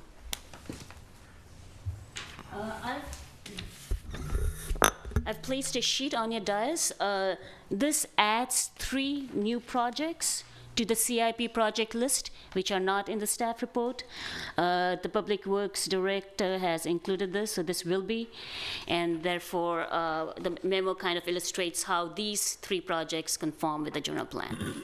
And are these 3 projects funded as part of the 95? These 3 are, yes. So we would ask that should you choose to pass the resolution finding the CIP consistent with the general plan, that you incorporate these projects into that resolution. And we will then make the appropriate modifications to the resolution, afterwards. Has the program to quiet the railroad I'm sorry? whistle noise been dropped? I thought I saw that. It's in here. It's in there. It's under. It's unfunded, though. It's unfunded. Yes, yes. Still there, but it's unfunded. Oh, okay. I think it was always unfunded. Yeah. It's on page Quiet 8. zones, 8. It's somewhere on there. Page 8 of 8 in the middle there. Or on the 8.5 by 11, it's on transportation, number 72. There it is. It's only $5 million. Yeah. I mean, I'm really surprised. Everything that's in the bullet pointed that's above the line that says the unfunded project, but everything above that is all funded within this 95 million, and we can go ahead with those within this period of time that the CIP? That's what it says. Well, pretty this, amazing. I mean, this That's a lot of work. chart shows you which fund is funding each of the projects. Yeah. So there is. I think we do a pretty good job with what little money we have. Yeah. And one thing I should note is that the demise of redevelopment was devastating, obviously. But now the tax increment, where there is no more tax increment, but what used to be the tax increment is now being divided up among all the taxing entities. Well, the city of Emeryville is one of those taxing entities. So we do get a chunk of money out of the property tax that we didn't used to get. The redevelopment agency used to get the whole thing, and now the city will get a smaller amount. But that is additional revenue for our general fund. And that, I believe the council's passed a policy that that would all be used for, or the vast majority of it will be used for capital improvements. Yeah, when you look at, we've lost half or more than half of what we had during the last time, and what we're still able to accomplish. It's really cool. I have a few questions. You mentioned the project identification process. What is the process for identifying the projects that are included in the capital improvements? I'm going to refer this to somebody else, because I'm not involved in this process. Well, actually, that's a good lead-in. Some of these I've seen. There was a community workshop about it here in the council chambers a month or two ago. There were a lot of good comments made at that workshop. I don't recall that any projects were added to the list as a result of that, but people did say what their priorities were. And then after that, a kind of a standardized staff report was prepared that was taken around to just about every city committee. And the various committees then weighed in on what they thought should be priorities or what should be included or whatever. And actually, the Planning Commission was never asked that specific question. You're being asked to make a determination of general plan conformity. However, if you have comments about the capital improvement program itself and what projects you think should or shouldn't be in it or what your priorities are, this would be a good opportunity for you to make those comments as well, and we'll pass those on to the council. Then, after the input from the committees and the commission's general plan consistency finding, it then will go to the full council for adoption. So there's been a community meeting, there's been review by all the committees, there's the review by the Planning Commission, and that's how it's done. I mean, initially, it started with the city council at a study session, not with any list of projects in front of them at all, but just talking about what their priorities are. What kinds of projects should be included, such as, and one of their big priorities was fix it first. You know, fix the things that you've already got that need maintenance before you go out and build something new. And then, well, those priorities that Miru listed in her presentation, those were all established by the city council at a study session. And then the staff went back and basically we started, I believe, with the old capital improvement list and other projects that have come to light since then, and went through them all and said, well, which of these match the council priorities, and included those, and then shopped that list around to the various committees, and to you, and to the community, and then that's what will go back to council.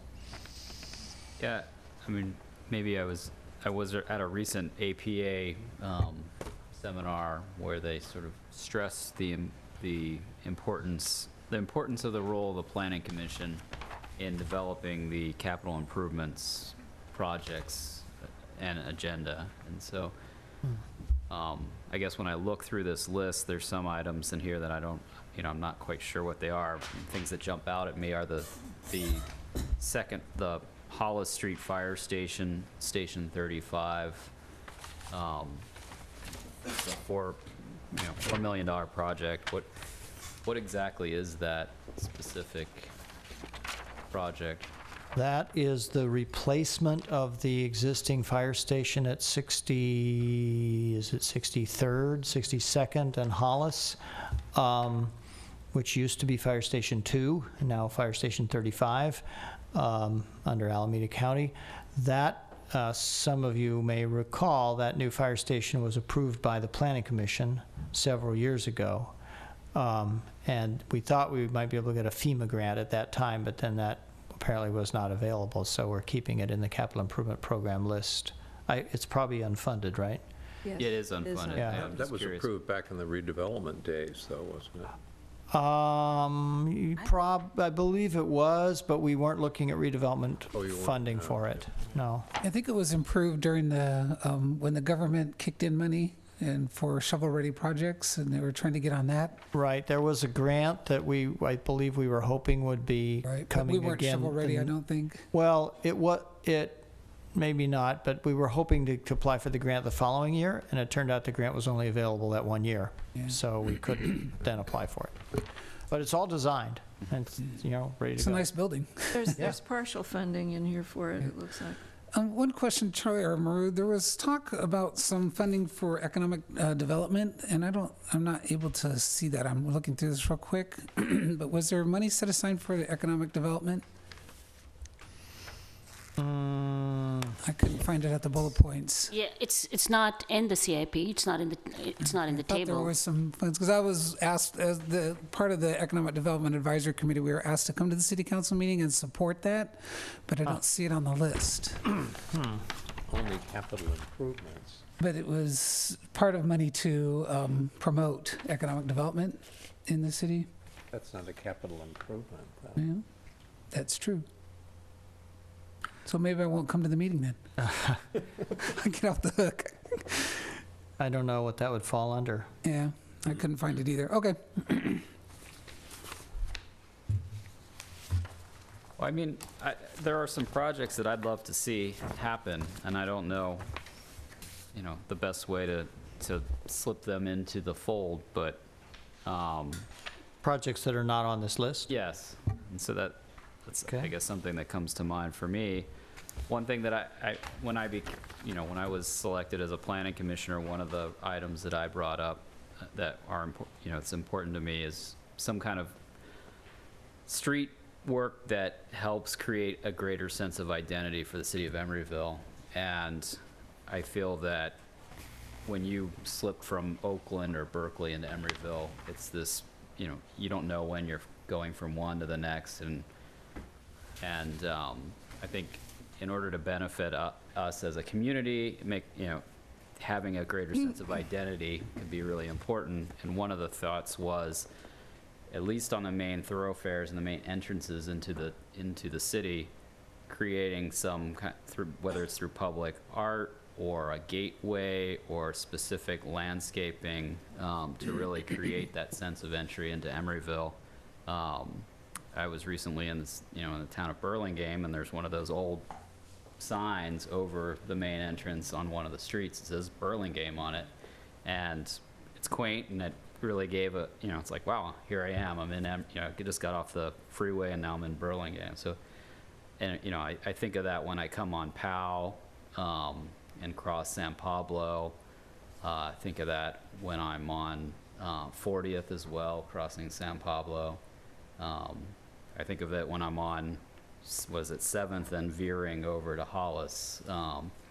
It's some kind of a program to actually increase that sense of entry at the main corridors into the town is something that I would like to see on the capital improvements, part of the capital improvements program. And then also trying to create a better pedestrian connection on Powell to the marina under the freeway, or how, I even saw that show up for some reason in the housing, it's in the housing element. I think there's a whole committee.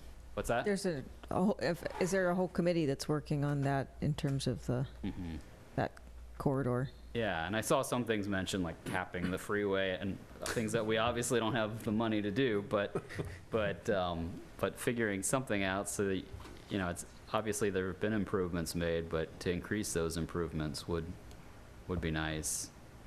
Those were just a couple items that I thought would be nice to see. We can certainly pass those comments on to the city council.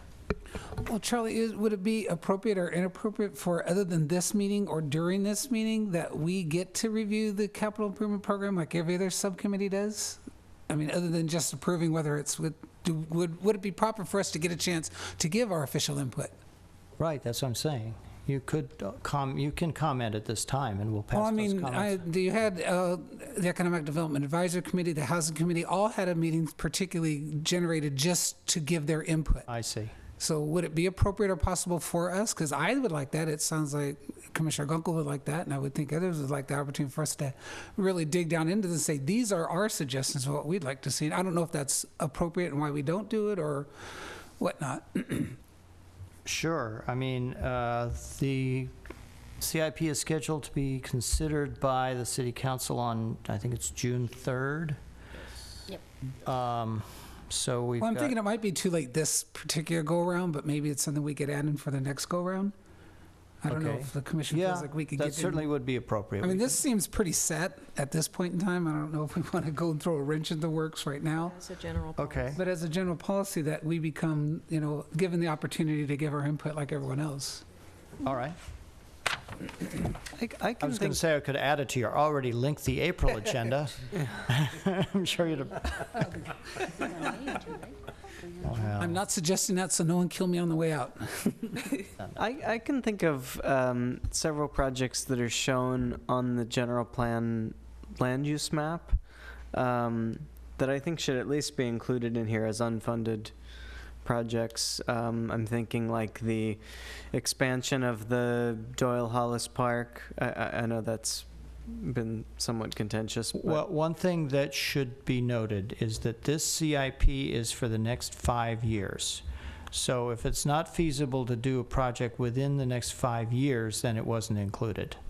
So case in point, I don't think Okay. we're going to do that Yeah. in the next 5 okay, years. all right, then. Does that mean that this opportunity won't exist for 5 years? Well, the idea is that it's a 5-year plan that gets updated every 2 years. So in theory, this should be happening again in 2 years. Actually, normally, the CIP is updated in the off years when the operating budget is not updated or done. And this year, as you probably know, we are doing our operating budget for the next 2 fiscal years and the CIP altogether. The main reason for that is that, as Miru noted, with the demise of redevelopment, we haven't done a CIP since 2011. So for the last 3 years, we've been pretty much operating without one. We had a CIP drafted and ready to move forward in 2011, but then the whole thing got put on hold when all the money went away. And it's taken us the last 3 years to kind of sort things out and let the dust settle. So that's why we're a little bit out of sync this time. So I'm thinking the city manager may want to go back to the alternating cycle, in which case this CIP would probably be 3 years, and then every 2 years after that. But normally it would be every 2 years to update the 5-year plan. So what would happen if an opportunity presented itself for some sort of project that wasn't in the CIP? Would the CIP then have to be amended to allow that project to be funded within that time period, or how would that work exactly? Sort of that. I'm not sure. I don't know if it's an actually a legal requirement.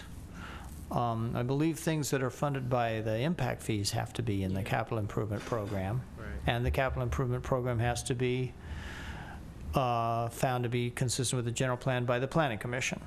But if there's some big project that comes along that's funded by a grant and we didn't have it in the CIP, you could probably still do it. Yeah, and Charlie's right. I mean, that's more of a policy issue than a legal issue unless you're dealing with the impact fees. But I believe that the council has the authority to certainly amend its CIP mid-cycle in a scenario like the one you just described. Right. When is the city council going to be reviewing? June 3rd. June 30th? June 3rd. June 3rd. Yes. So do you mind passing on my?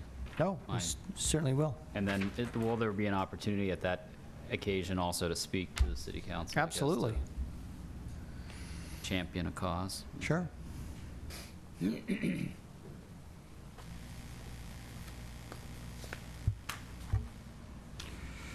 So the commission does need to take action on this item? We It's don't? not an information item, you need to take an action? Oh, I would move. so do we need to open the public, close the public hearing or not? This isn't really a public hearing, but you can take public comment if anybody wants to speak. So do we make a motion to approve? I would move to approve the attached resolution, including the 3 additional projects that were handed to us. Second. All in favor? Or are you going to take a roll call? Whatever you like. Aye. Aye. Aye. Any Yeah. opposed? No. So 7-0. Motion passes. Okay, with the have any- understanding that we will pass on your comments to the council. Thank you. Any commissioners' comments? Tonight. None? Declare the meeting adjourned.